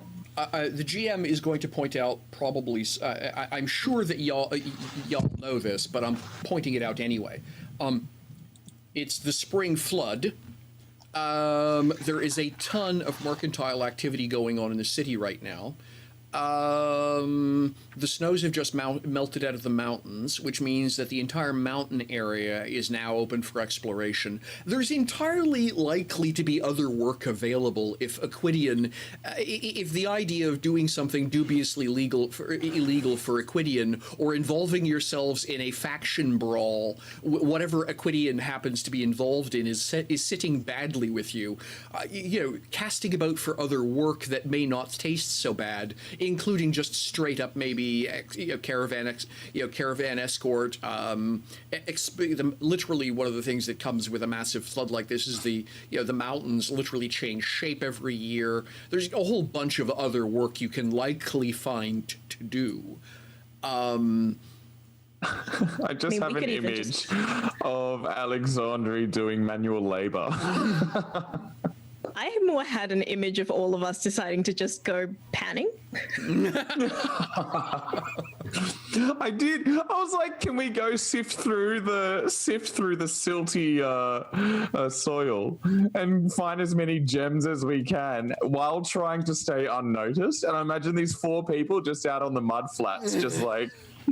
The biggest thing complaining is that none of you have any idea what's involved in that. But for lack of a better way of putting it, if you guys wanted to dig into that, excuse the pun, yes, you could. The problem is you've as your characters, you've no idea how to even get started. Oh, how Alexandria has seen enough. She's seen enough mud. Yeah, she's seen and enough swamp people digging in the garden in a garden before that she knows exactly how panning for gems would work. No, I literally meant it the opposite way round. She's seen enough swamp. She doesn't want more swamp. So she's going to avoid that. Yeah, I feel how hard could panning be? Is this like... No, it's a real skill, and it's not. I mean, these are all great ideas. Yeah. None of them would occur to Spider. So if you guys want to do anything other than crime, yeah, his point of view is a little limited. Yeah. The crime, and to be fair, the crime isn't my problem. I don't have a problem. It's more it's the hitching our wagon to a faction when we don't understand what the conflict is. I understand that concern, but I also think we're not going to be in this city long enough to really suffer the consequences of our choices. But Ever plan to go home? home. Yes. No. Eventually, sure. So There was a going to have to- hesitation there.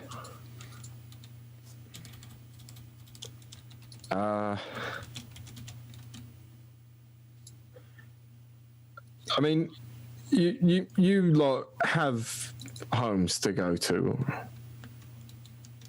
so I guess it makes sense that you would consider that. If I'm going to go back to the capital, I'm going to need a crap load of capital.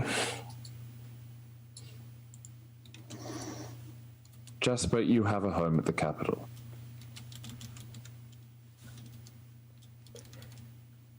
It's more complicated than that.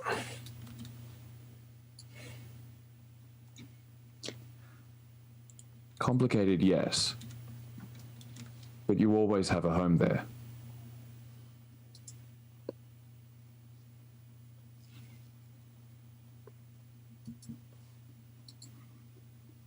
Let's go find Rachel.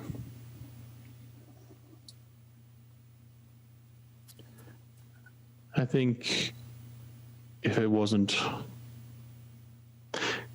we had more time, perhaps we could look for a different job, explore our options. But time is limited, and Aquidian's offer is already mostly set up.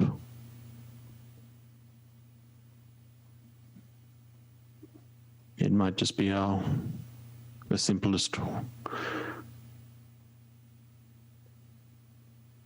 We just do this work, get out of the city. This is not where our destinies are, after all.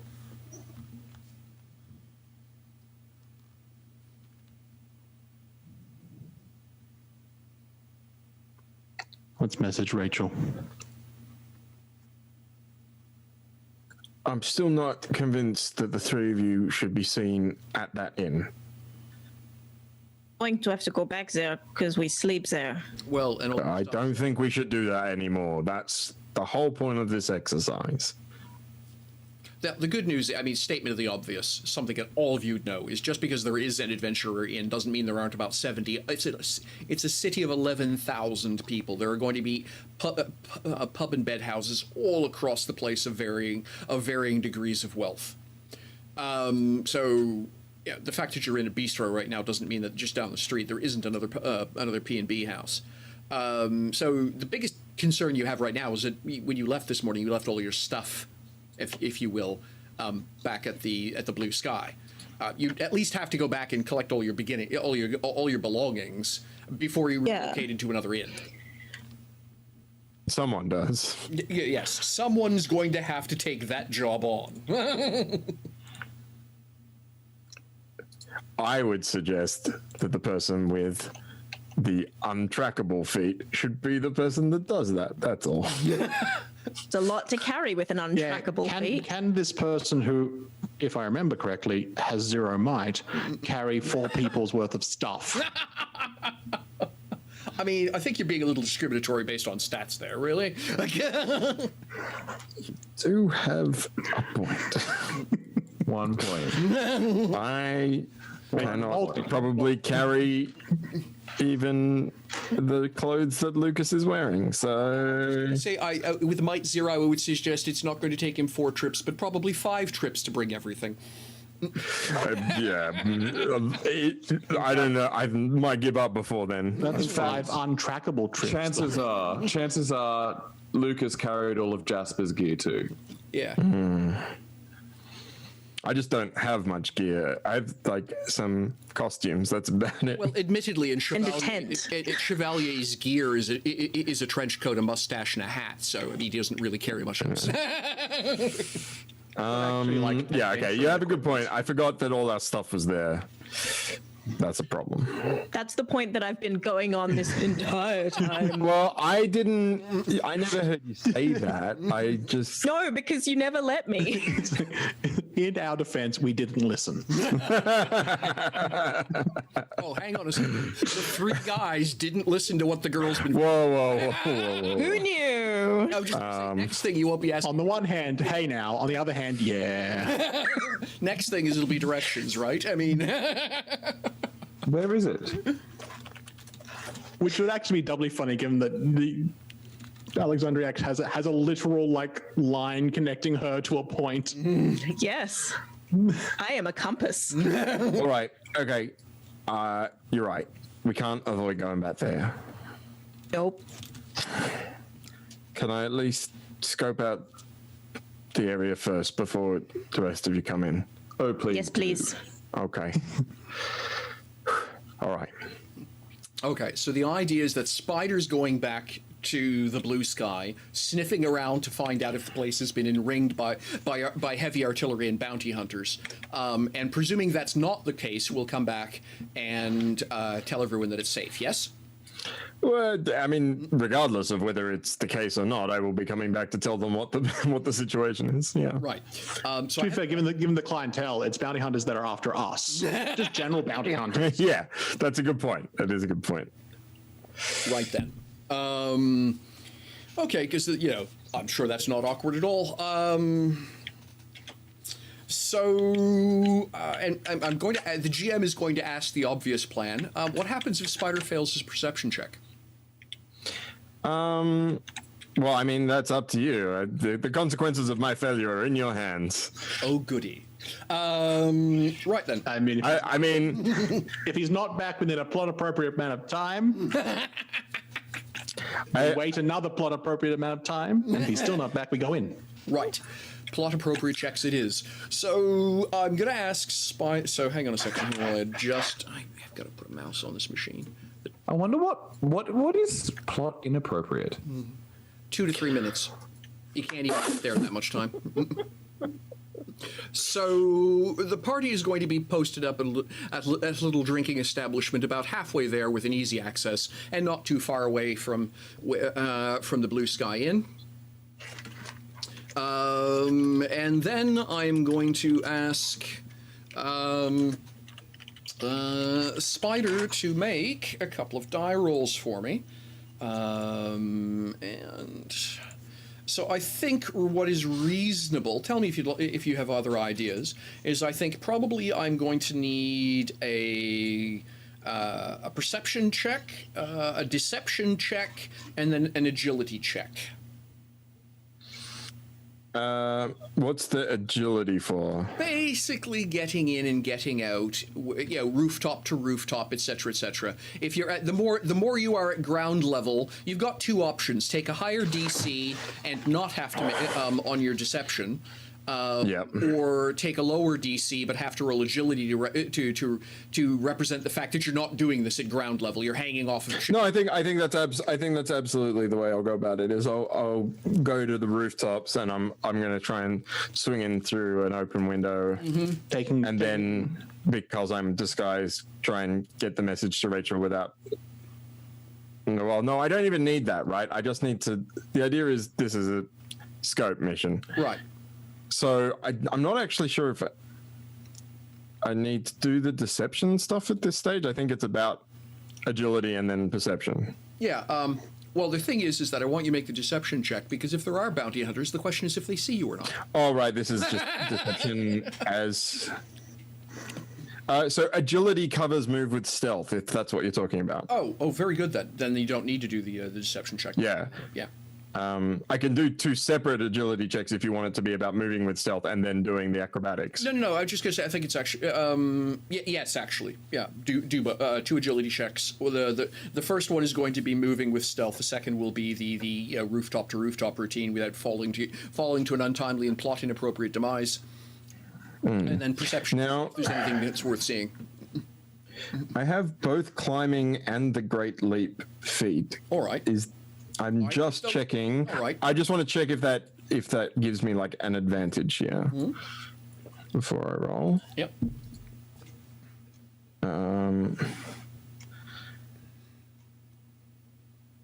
So So Great Leap allows me to use movement or agility instead of might when determining how far I can jump, and I gain advantage 1 per tier on action rolls to jump, All right. etc. And then climbing is I can move the same speed vertically as I can horizontally if there's something to Between the climb. two, I'm willing to give you advantage 1 on the. I think that seems fair. Yeah, I think it's perfectly reasonable between the two. Okay, so that's agility. Oh, and then I have skill specialization agility 1, so I get 1 extra advantage. Nice. Does he get an extra advantage if the whole time he's shouting parkour? I feel like Yes, he does, but it negatively affects his perception check yeah. and his stealth. I feel like it gives me a disadvantage, but I might get a legend point. I won't yell parkour, but I'll be thinking it. Yeah. Okay, and I drop the 2 lowest, so I got a 5 and an exploding 6. Nice. That's 11, 21, 23 is the total. Rockin'. Yeah, okay, no problem at all. A 21 is well into the realm of heroic, I think. 20 is heroic, yes. So, yeah, that's just you climb smooth surfaces, leap 15-foot gaps, etc., etc. Yeah, you're just basically Yeah, I mean that's no problem. yeah, it's the classic sort of like ninja parkour. Exactly, up-angled cameras over massive gaps and things like that. Yes, absolutely. Yeah. So yes, so you'll be able to basically move around the area without, like I say, plunging to a plot inappropriate early demise. So then becomes the question about whether or not they see you in the process of you doing all of your acrobatics. Whether they see me. So this is the stealth check? Yes. Okay. Let's use. Oh, nope. Didn't mean to drop that. Oh, goodness. Okay. That's.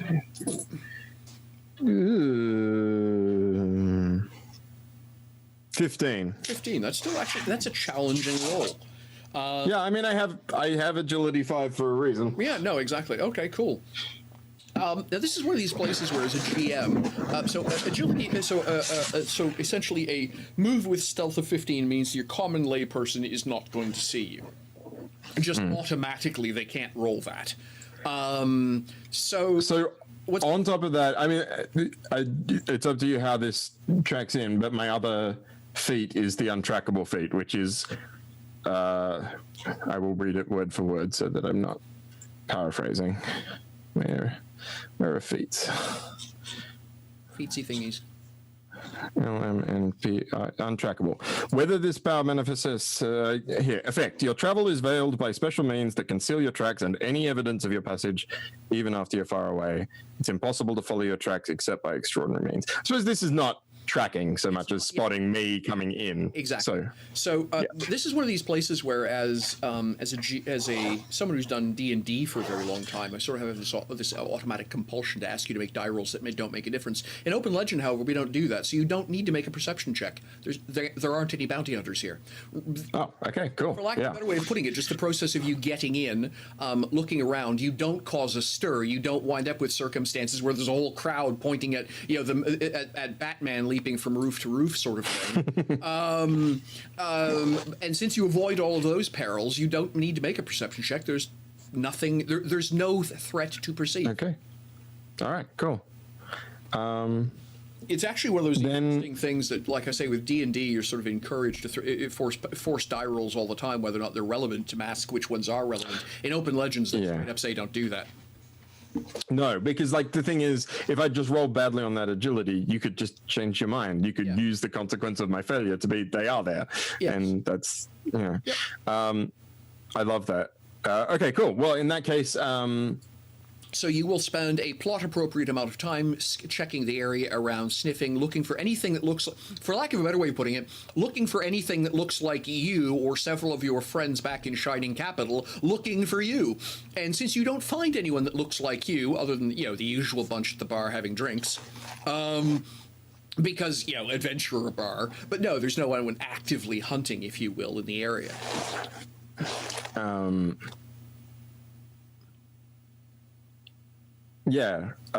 then Would we have scouted out another inn somewhere nearby, like that we can move to? You haven't mentioned it. We're in one. Yeah, but we need to. You're in a bistro. The whole point is we're getting our Bistro. stuff and moving. Yeah. All right. Well, then I won't leave the message for Rachel in advance. I'm going to then, convinced of my scoping things out, I'm just going to leave via the front door, given that I'm disguised as someone different anyway. Yep, totally reasonable. And I'll make my way back to the group and Okay. pass on the information. All right. So, What have we been doing? I was going to say the same thing. I imagined like we got out Uno and just played cards or something. Like, Just keeps playing from this intense like music and watching the spider like leap nimbly from rooftop to rooftop and like darting through shadows, and then just cuts back to the three of us going, "Do you have a 4?" Go fish.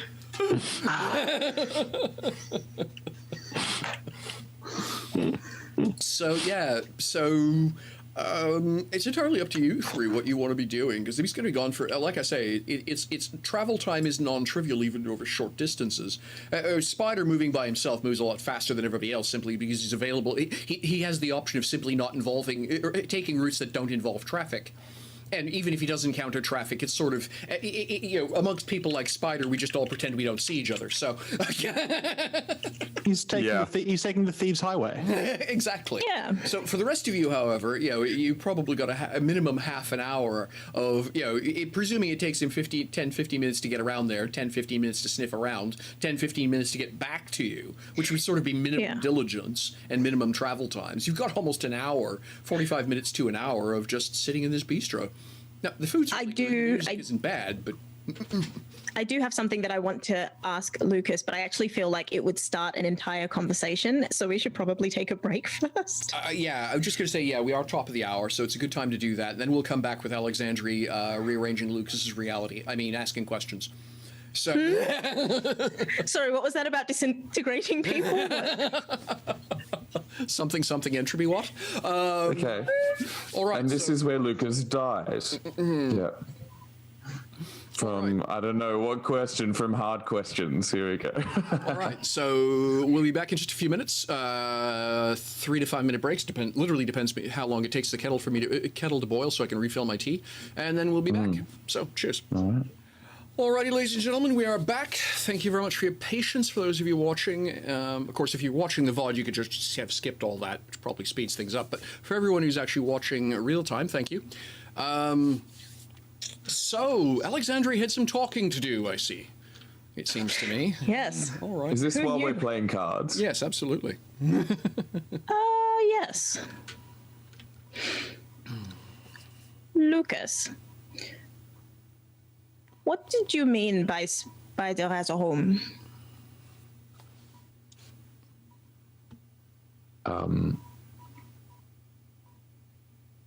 Well,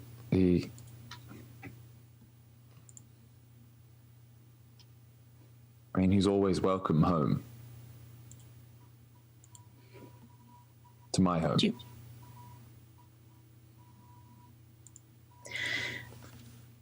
Does that have something to do with the fact that your mother would be concerned about him?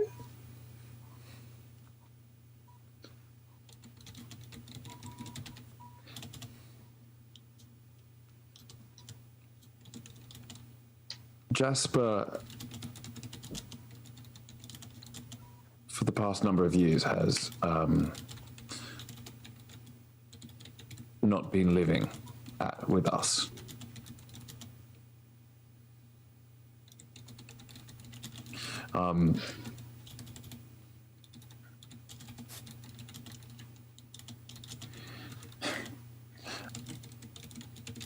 My mother, his mother, and I have been, well, making sure that he has been okay.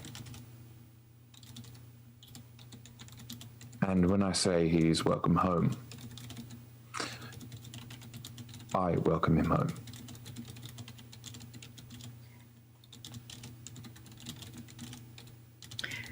question now based on that.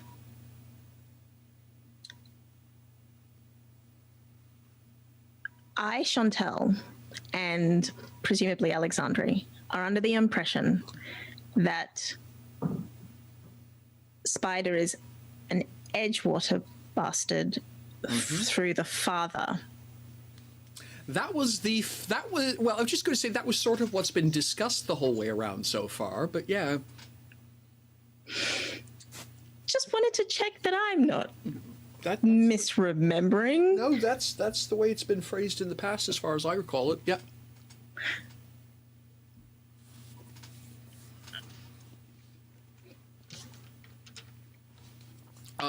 I see. Now, one of those things I do want to be completely clear on, because of the nature of meritocracy, mistresses and liaisons and that sort of thing are not considered social faux pas.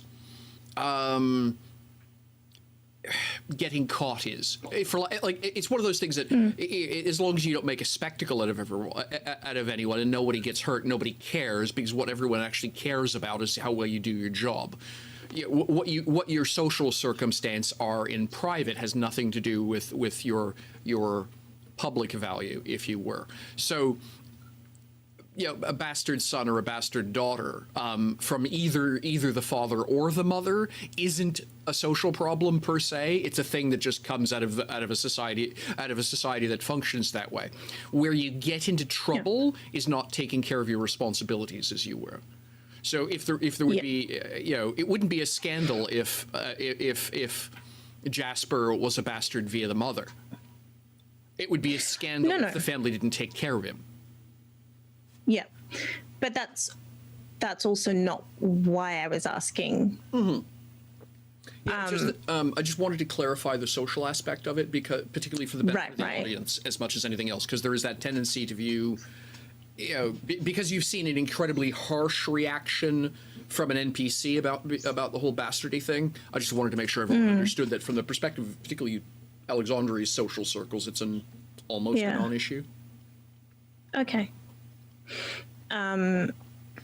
So now I'm going to ask Drew, was that a deliberate thing that you said? Oh, yeah. Okay, good. Just checking on that. I thought it was...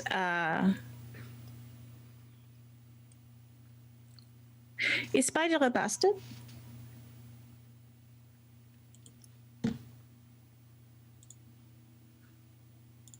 They are his words. What does that mean?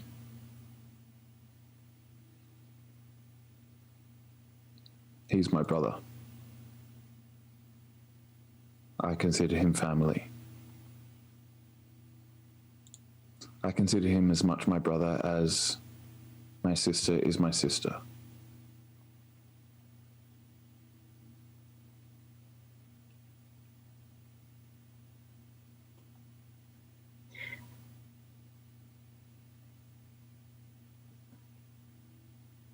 Alexandre, the Edgewaters. My father is a ruthless man.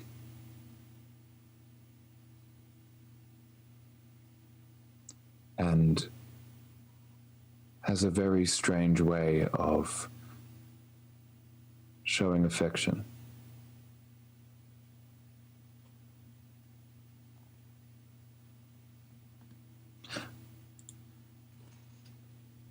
The thing you need to understand about Jasper is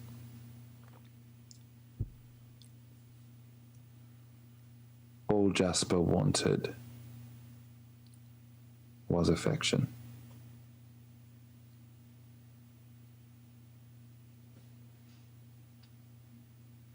And my father made a choice that very much proved that that was never going to arrive.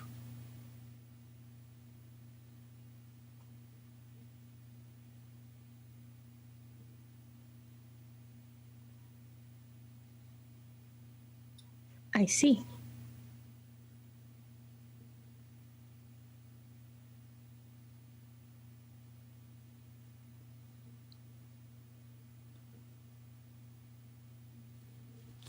Thing is, both myself and my mother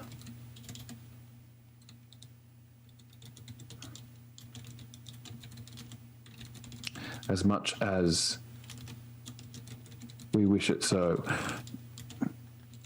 as much as we can pour affection on Jasper, it never seems to repair the damage that's done.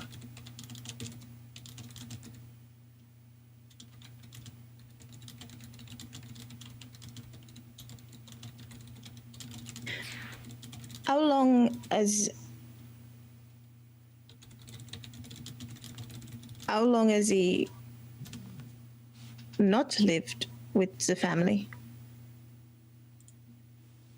Quite a few years. About. This is where I'm going to break character. Just double checking. It's around 6 years, right? Yeah, I'm trying to remember how old we are now. Yeah. Hang on a sec. I've actually got it. So the riding accident with Lucas was 200. It was 200. It was. Well, yeah, that was before. That was 10 I was 16 when I left, so yeah, it's 10. Yeah. Yeah, I was just going to say it'd be yeah. So it's between 207 and 217. So yeah, it's to be about 10 years ago. Right. I have Lucas born officially in 194. So 217 minus 194 because I'm bet is 23. Great. So yeah, it's been 10 years. If he left at 16, then that'd be 7 years.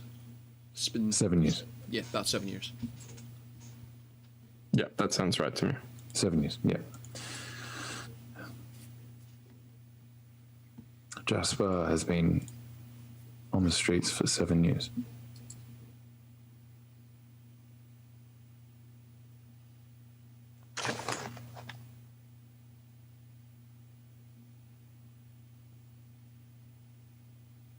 Sorry, what was that? That's a long time. It is.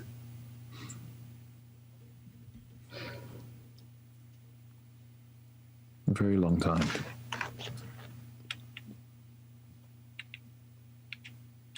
But Jasper is a survivor.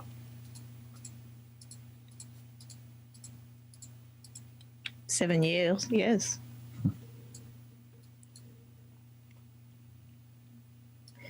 One of the strongest people I know.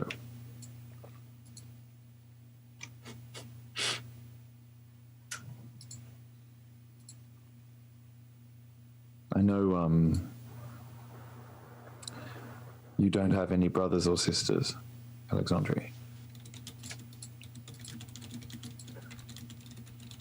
But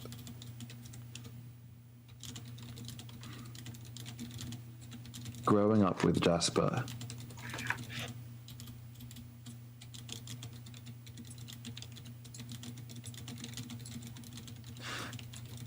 when Jasper left,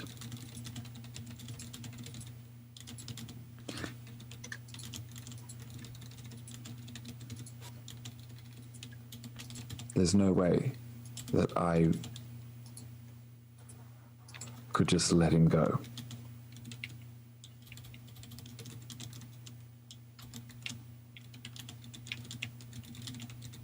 I'm not my father.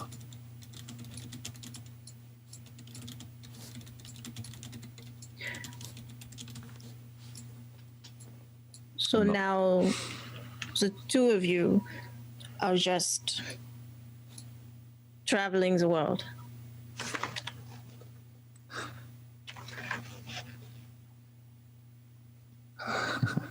Sounds idyllic, doesn't it? I mean, you had a job. I did. I a job that I was good at.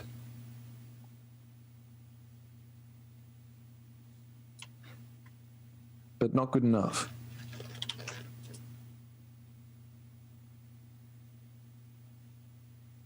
And Jasper is a dreamer and a man of many words. I mean, we would,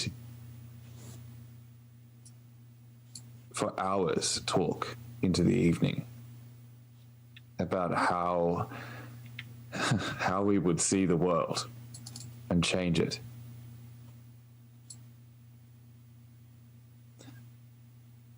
And maybe because I was at the right place, right time, right headspace, lost just as much as Jasper. We thought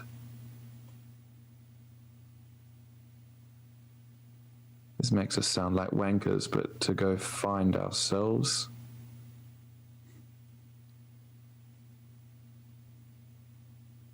just like our grandfather. Do you know that your grandfather found himself?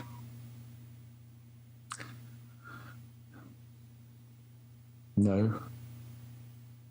But he was a marvelous adventurer.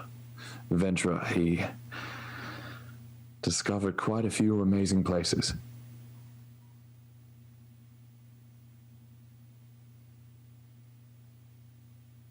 He might not have found himself, but he certainly found some exciting things.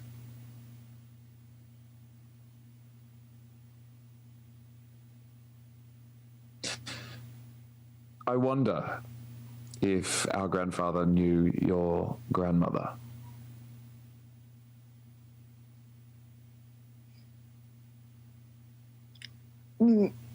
I don't know. Oh, either do I. I just think it quite, I don't know, serendipitous that they were both journey people.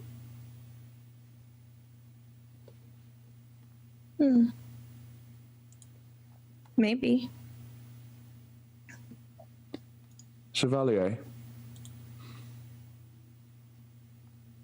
Yes, Mr. Edgewater. I'm sorry for my behavior yesterday.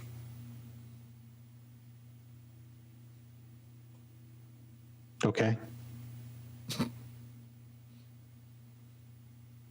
It is only a true mistake if you make it again without actively trying to change. You are a good person, Mr. Edgewater.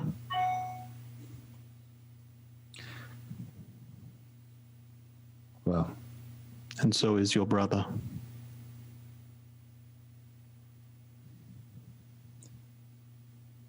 thank you for your words this morning. I could have potentially been more tactful.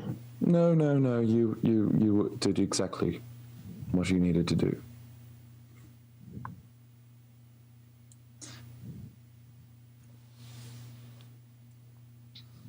Jasper and I are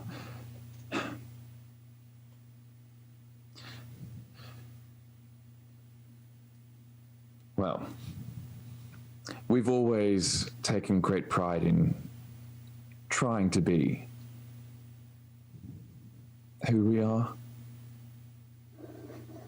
If that makes any sense. So the fact that we make mistakes,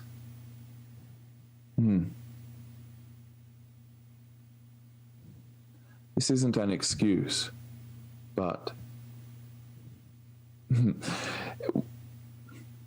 I'm trying to say that be prepared for more mistakes before we make all the right choices. on any journey where you are trying to find yourself, to try and know who you are, and more importantly, who you wish to be, you are bound to stumble. The importance is that you continue to go, continue to strive to be the better person that you hope to be. And while I may have chastised you this morning, I still understand that. I have done it myself. And when I did it, the people around me gave me their support. It would be an insult to their efforts if I did not do the same with you.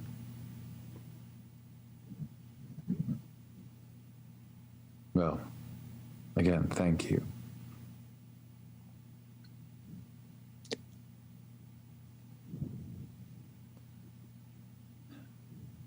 Does it feel like a plot-appropriate time for Spider to come bouncing back in? Nice. Works for me. So Spider arrives at that moment, blissfully unaware of anything that's been just said. We are good to go, my compatriots. Great. Let's go. I don't think Lucas can look at Spider right now. I didn't leave the message for Rachel because I thought we might want to decide where we're moving to before we do so that she knows where to find us with the rest of the information. Where are we now? All right. Do you see on the stream version of the map? I've got the little yes. the little red pointer there. So just basically be to the left of the downtown and to the south of the Blue Sky Inn. A little bit of a cul-de-sac, if you will.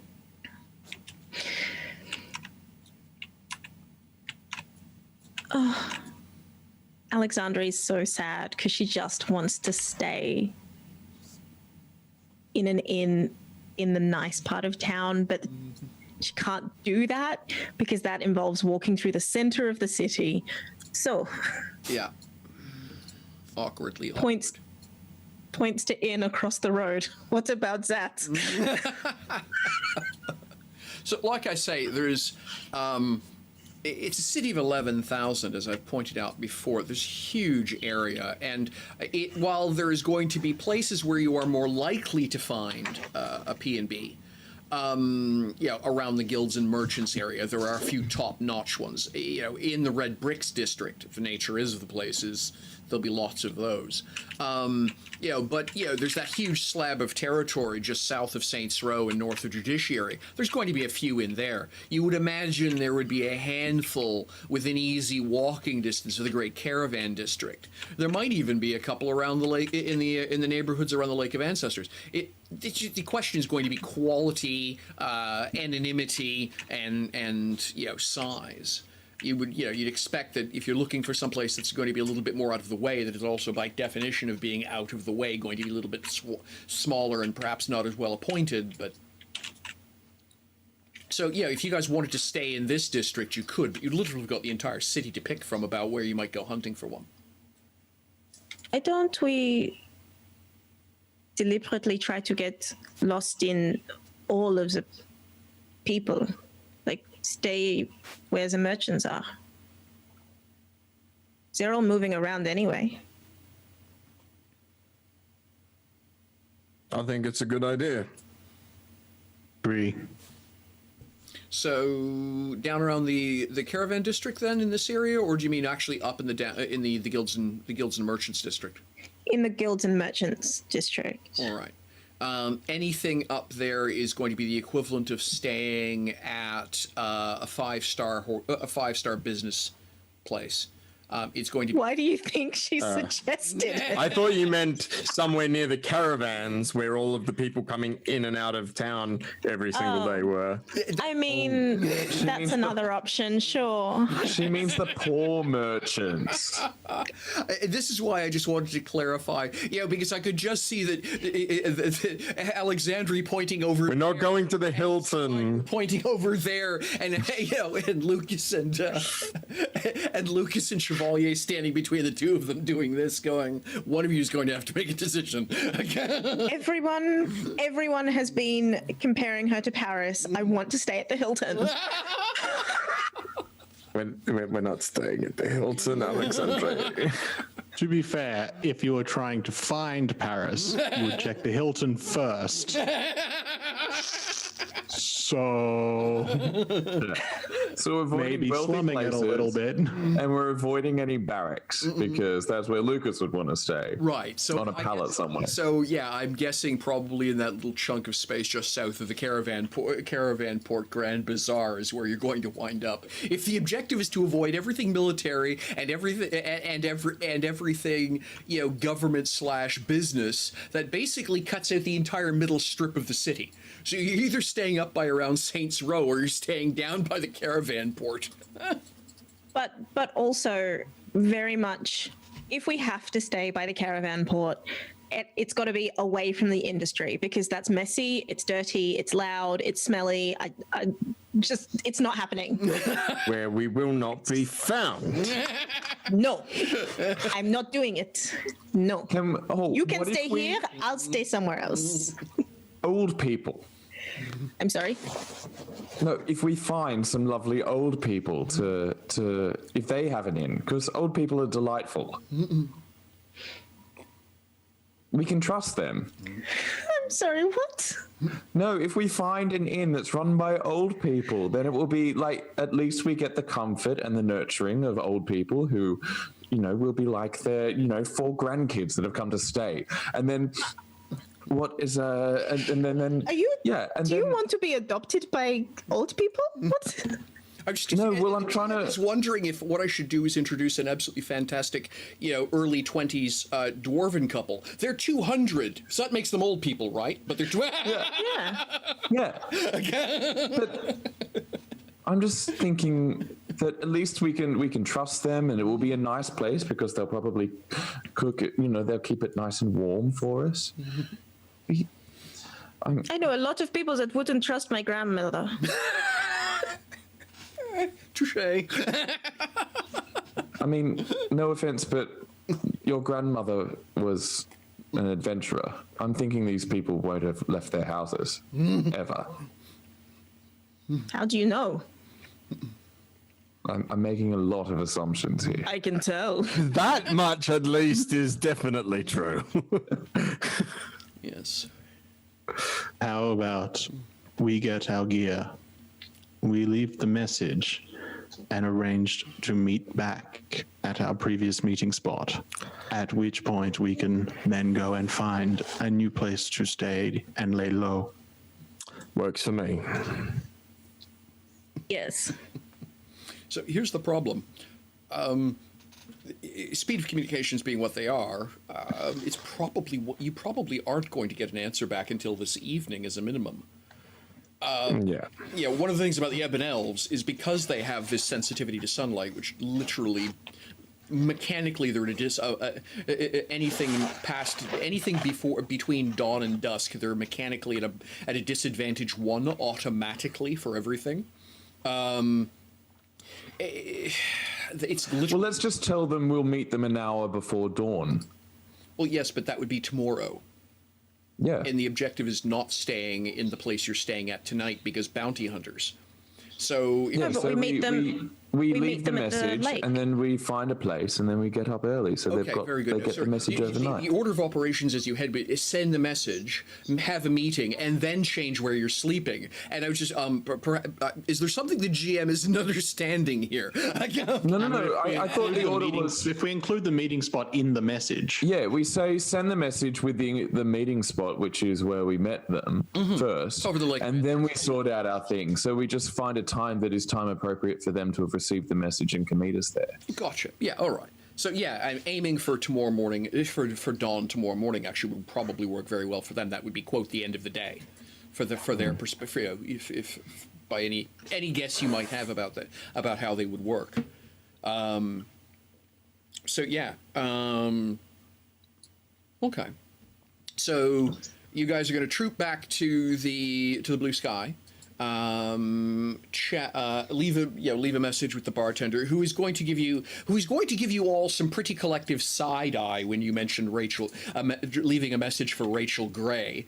But he notes it down on a piece of paper and folds it up and tucks it away.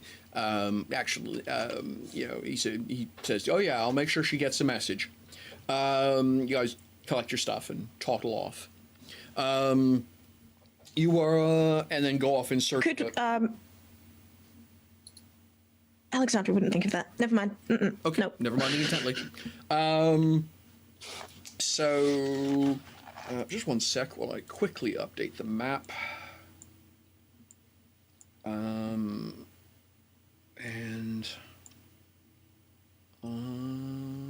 That looks like a good place right there. So one sec while I very quickly.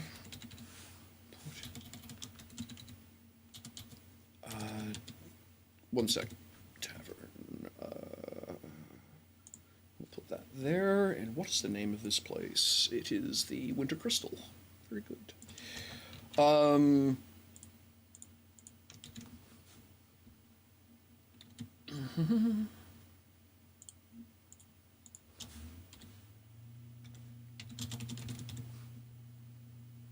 Oh gosh. Michelle, home row keys. Turns out if you don't have your fingers on the home row key, house comes out as Griggier. And that's really just awkward. So there we go. And then I need to refresh out, and then just one sec. Edit marker.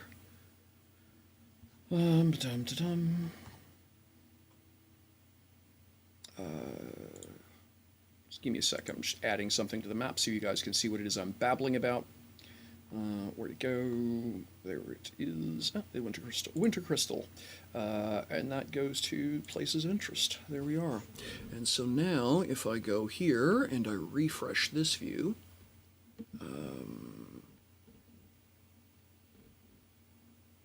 oh, weird. Hang on a sec. Trying to do this on a Mac keyboard is just weird when running Windows. There. Yes, it did work. Yay. I won't claim clever, but it did. Okay. And then we are flood, and then places of interest. So, and then RP tools. I really do adore. Okay. And so you folks will wind up down over here. So you'll see that. So the place you guys are going to have found is a little place down not far from the caravan port, but it sort of shares the benefit of being within the hubbub and busyness of being not far from the South Gate and the South Highway, but at the same token also isn't so close to the industrial area that anyone's going to have to put up with Alexandria's commentary. So yeah. And I mean, they're still traveling with her. one sec, I will toss this into the Twitter chat. I'm sure it's going to complain about that, but we'll try anyway. Beep. Tick. And there we are. And, oh, come on now. Wake up, machine. Excuse me, my PC's suddenly decided it would be an excellent time to have a nap. I could run the entire Apollo program with this machine, can't edit a text document. There we go.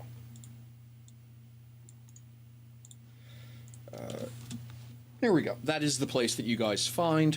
I'll add that a little bit more detail in just a moment so it actually shows up as. But that is the Winter Crystal. It's small. There are 2 private rooms. Which you basically are going to wind up occupy, but but that's fine. Who is the proprietor? Yeah. So, 1 sec. They ain't old, not with that cocktail. Well, now that you mention it, her name's Madeline Redding. 1 sec while I drop her description into the text, and because I'm copy pasting this out of doop-doo.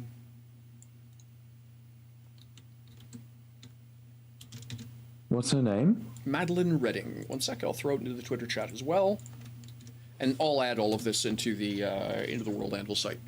I've got it all in a text file. I'll throw that into World Anvil in a moment. But you guys will have that for reference. Yeah.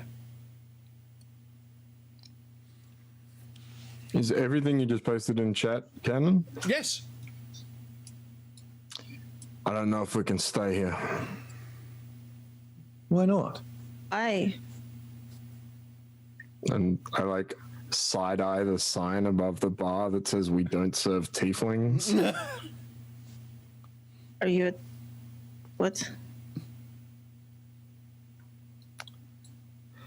I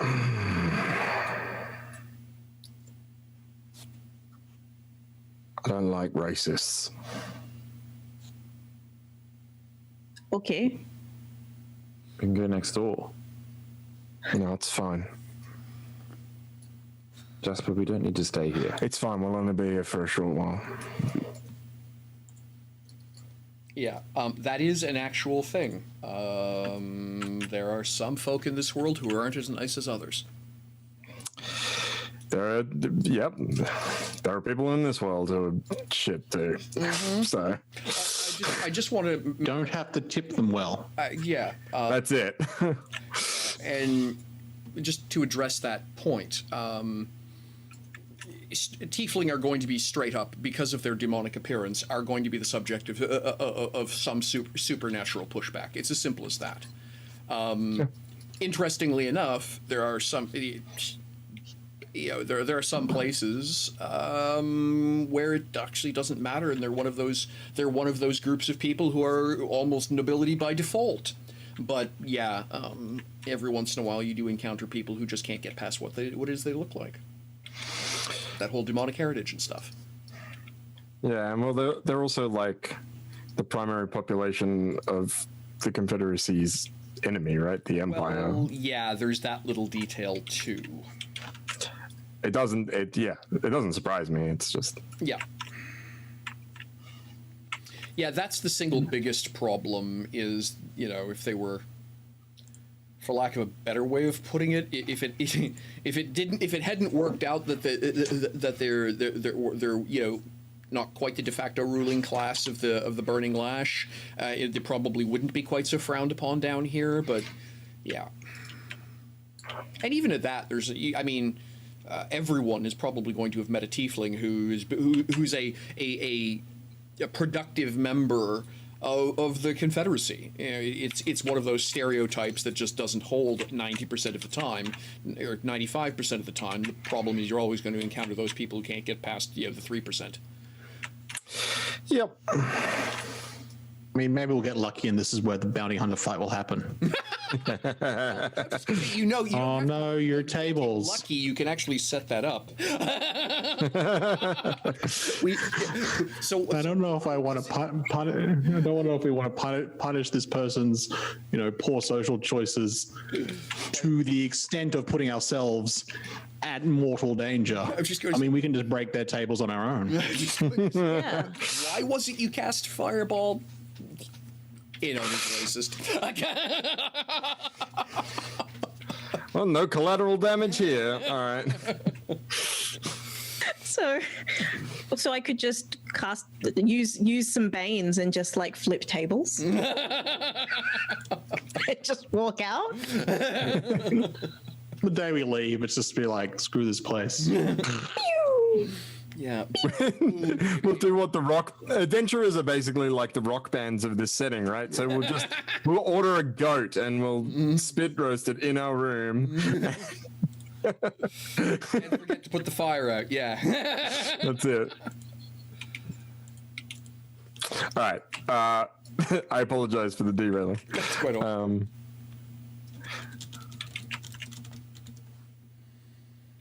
Yeah, like This'll I say, do. Just it is one of those unfortunate side effects of Right, the it's fine. politics. Yeah, I think Spider says, with any luck, we'll only be here a night anyway. If we can convince the Gwydion that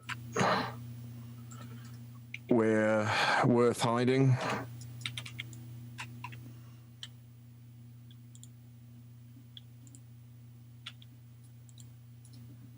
We just wait now? We can get some sleep.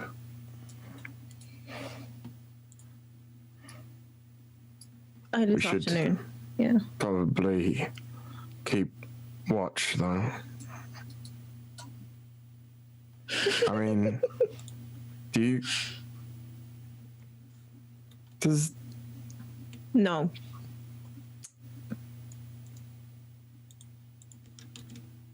I was about to say, you realize I don't sleep, right?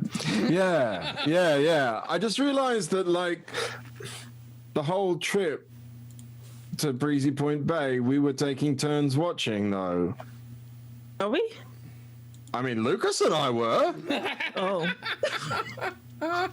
I just thought That's you had a because- poor sleep pattern.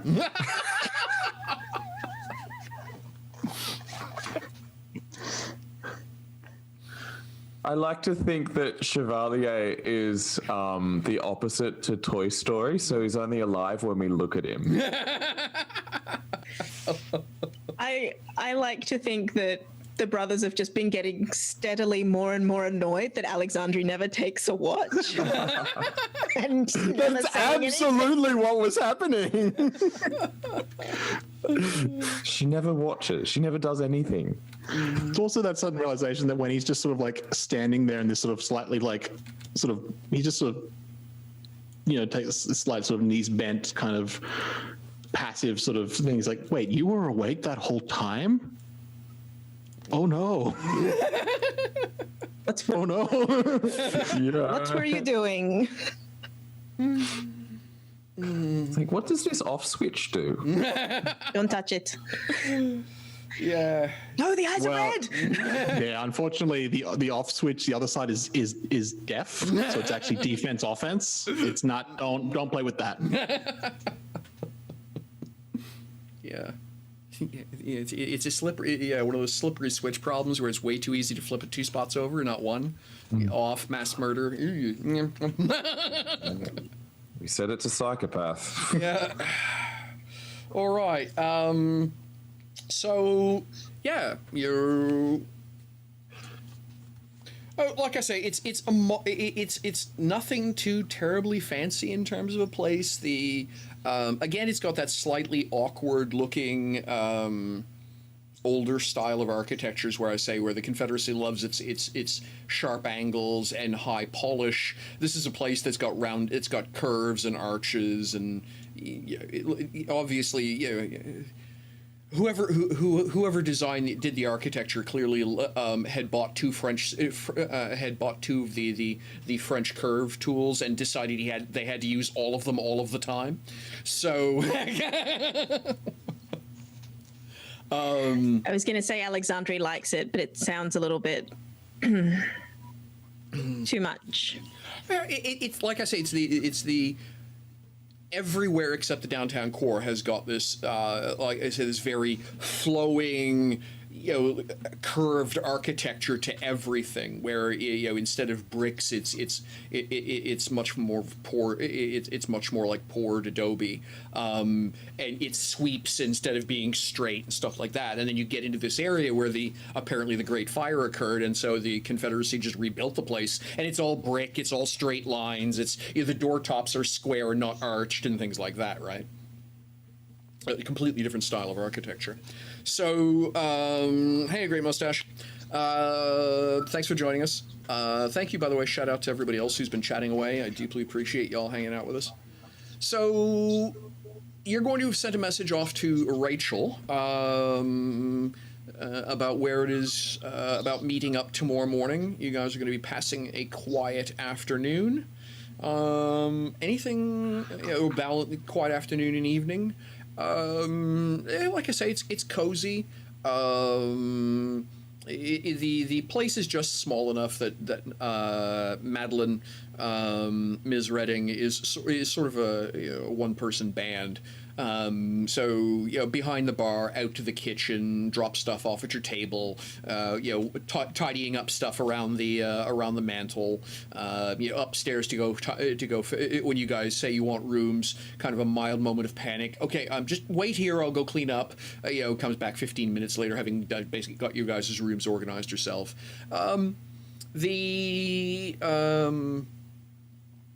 The common room, there's 5 bunk beds. There's going to be 5. Particularly with the caravan port being in business, probably the common room is going to be at capacity. Essentially there is a table set to a side. That's for the folks who are going to be who are private room customers. The other 4 tables are permanently packed no matter what time of day it is, because again, there's 10 other people staying here. You're just south of the caravan port. You're on the way to the industrial district. There's an awful lot going on, and so this is just a good place to stop in, get some food, have a drink, etc. I suppose the thing that sort of strikes all of you most is that none of these people look anything like you. They're all very obviously not adventurers, for lack of a better way of putting it. They're just blacksmiths, tanners, furriers, coolies, luggets, etc., caravan guards, caravan drivers, horse handlers. At one point in time, a member of the town guard, one of the town guards will pop in, chat with Madeline for a little bit, and she will very pointedly not look at you the entire time she's chatting with the town guardsman, or guardswoman in this case, and then when they leave, she'll just go back to what she was doing. And things, it's all in all, it's busy, but very much not the same sort of place which that the Blue Sky was, where sort of implicitly everyone in the Blue Sky was carrying weapons. It's just, if you want to summate it, the Blue Sky, everyone was carrying around a portable bazooka. Because they're all adventurers. They've got boons, banes, magics, big weapons, blah blah blah. So anything that went horribly wrong there was going to go horribly, horribly wrong. This is a much more relaxed kind of common sort of place. It's like, yeah. I don't want to use the term innocent, because clearly Madeline was very obviously not talking, was, like I say, it was very pointedly not looking anywhere near you lot while she was chatting with the guardswoman who stopped in. But the guardswoman also didn't clue in that Madeline was attempting to avoid looking at any particular part of her patronage, and just toddled on their way. So clearly there's no expected intrigue here. By contrast, the town guards folk didn't go near the Blue Sky Inn. There's literally nothing they could do with the place. Right. Good to know. Yeah, funnily enough, cops don't generally like to go to bars where bounty hunters hang out. It just causes everybody troubles. Causes everybody trouble. I might have just missed it, but are we in like a room, or are we sort of got space in there? Yeah, so it's up to you folk. I presumed you were down, basically sitting at a table having some noshies and chit chatting. But if you guys want to be up in your various rooms, you can. The rooms are kind of small. So while all of you do fit in one room, it's going to be two people sitting on their beds, and the other 2 people sitting at the table at the 2 chairs in the room. Right, is sort of the yeah. Yeah, I mean, I don't know that we have anything particularly interesting to do here until the morning. So, All right. Though I would, if no one has anything else, I think Jasper would have a word to Lucas before they go to sleep. Sure. Presumably they share a room like we were at the Blue Sky. I mean, Charlie and Alexander probably have a conversation as well, but All right. Keeping an eye on the time as well. So Yeah, I'm just going to say. So we'll see. Yeah. We'll see how that fits in. So we'll let Spider and Lucas chat first, and then we'll see how the time fits. Yeah, I'm not sure it's a long conversation. I think as like Lucas is getting into bed, Jasper rolls towards him and says, "I appreciate all your good intentions, Lucas, but I don't have a home back in the capital. My home's right here." And like pokes you in the chest.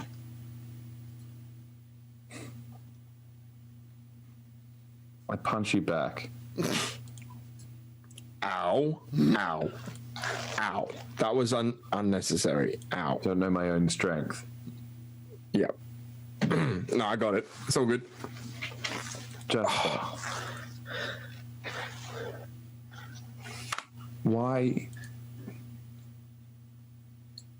Why do you keep pushing away who you are?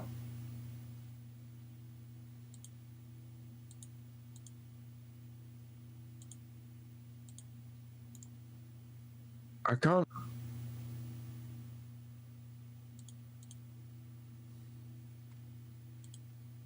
I can't ever be what I was when we were kids.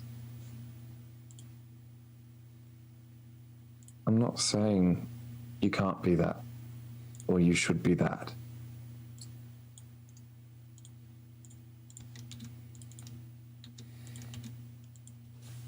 But that part of you, that's still you to me. You're not wrong. And of course there's a part of me that wishes I could curl up in a feathered bed and have nice things every night and go riding and read fancy picture books with our grandmother. Of course there is.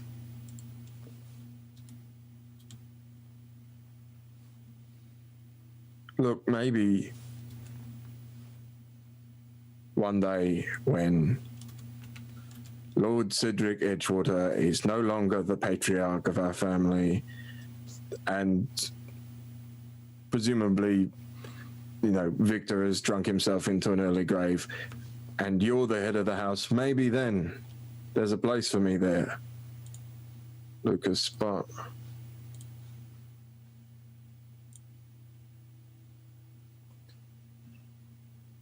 Jasper, I'm not saying to change. I'm just saying not to forget who you were. yeah, and he runs his hand through his hair and sighs and just says,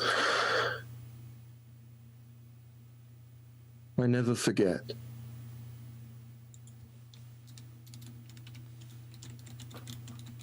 And it's a lot of work being more than one person. And I guess that's why it's easier just to be Spider.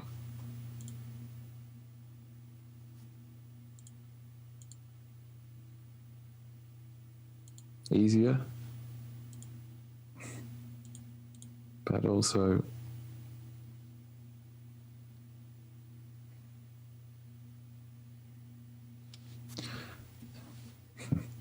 it's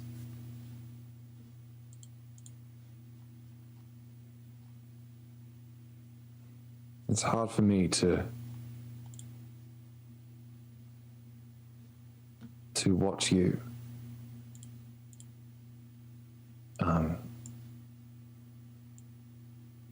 be in pain.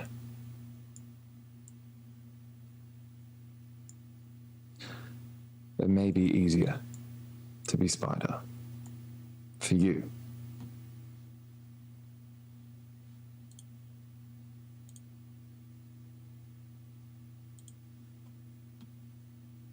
all over. You're a good brother, Lucas. And you're a good man. Get some sleep. I punch you in the shoulder.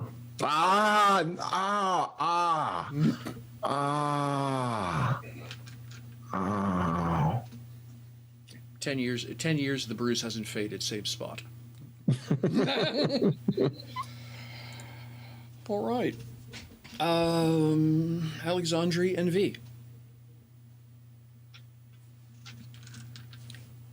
Shall we leave it there and start next time? Because Well, it's... I'm just going to say that's the question. I mean, if you're expecting it's going to be a bit, then probably yes, it's time for buys and. I have no idea with this group. Yeah, fair enough. All right, so we'll pick up. Conversation Probably drags. second week. It goes. I have no idea. That's legit. All right, so we'll I might be like, yeah, it's only going to be 2 minutes, and then it's like 15 minutes later, we're still having the same really intense discussion about life. yeah. Danger. Yes, got it. Okay. Yeah. Ladies and gentlemen, that makes it that time of the day then when we do our buys and thank yous. So thank you very much for hanging out with us, either live or later on at the VOD. We appreciate your time. So, let's see here. We'll start with Drew. Yeah. Goodbyes. Hi. Goodbyes, and where to find you.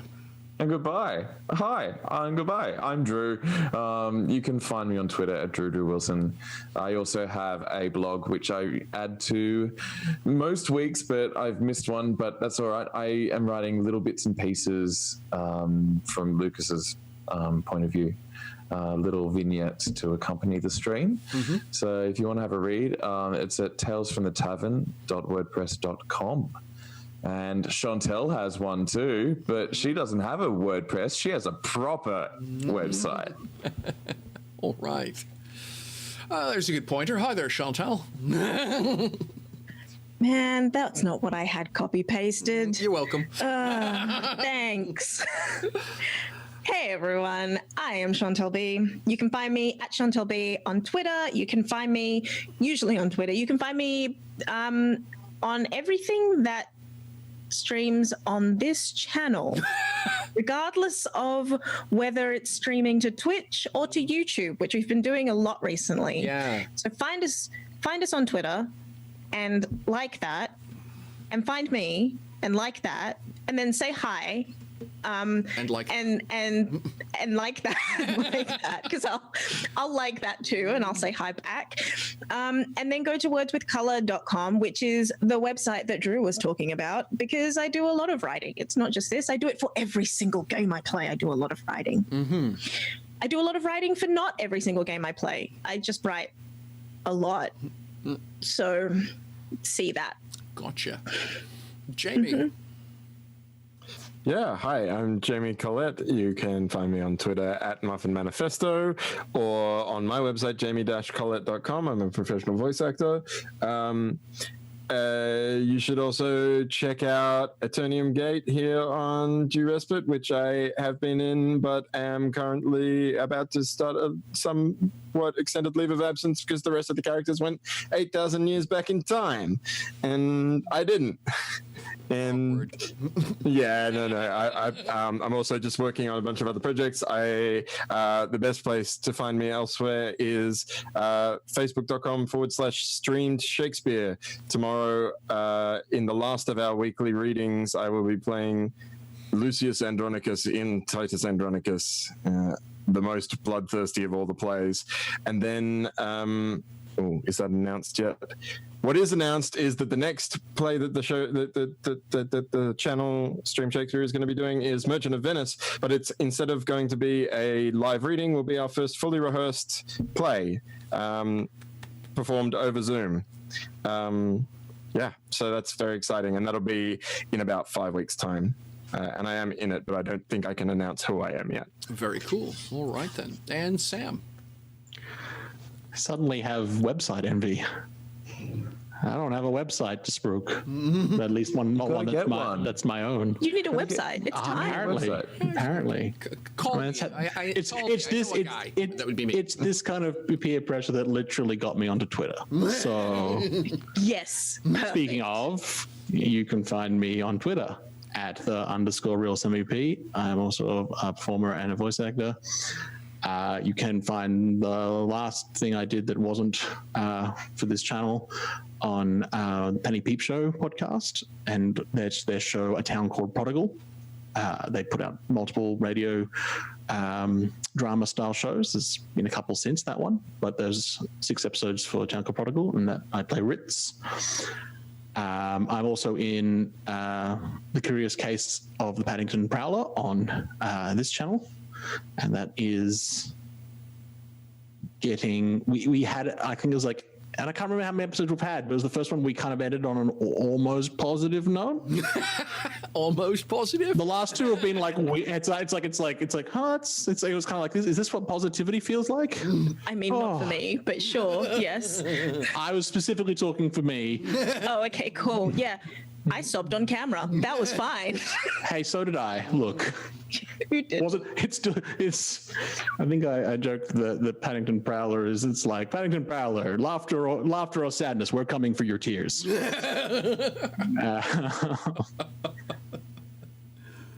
But yeah, that's where I'm at.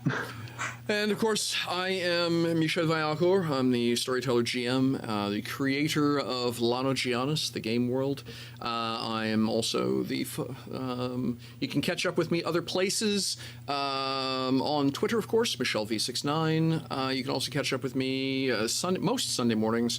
Been took the past couple off, but should be back tomorrow, 9:02 PE Gaming here on Twitch, where I talk about world building, map design, GMing, you name it. Basically, it's this side of the screen part of the game is what I talk about. So yeah, drop in, say hi, ask questions. That's what I'm here for.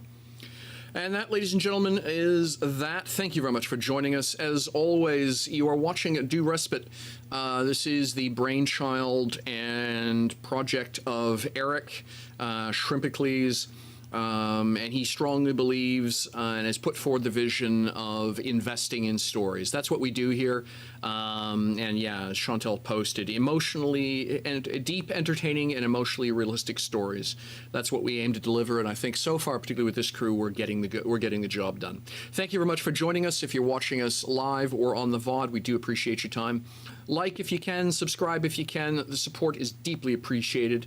Let your friends know what it is we're doing. We'd love to have more of you live in the audience. And that's it for this week. We will see you next week when we'll find out what goes on with Chevalier and Alexandre, and then find out what goes on when the group actually accepts the job from the ever so mysterious and slightly unsettling Ebon Elf that everyone knows as Equidian. Take care, folks. Bye-bye.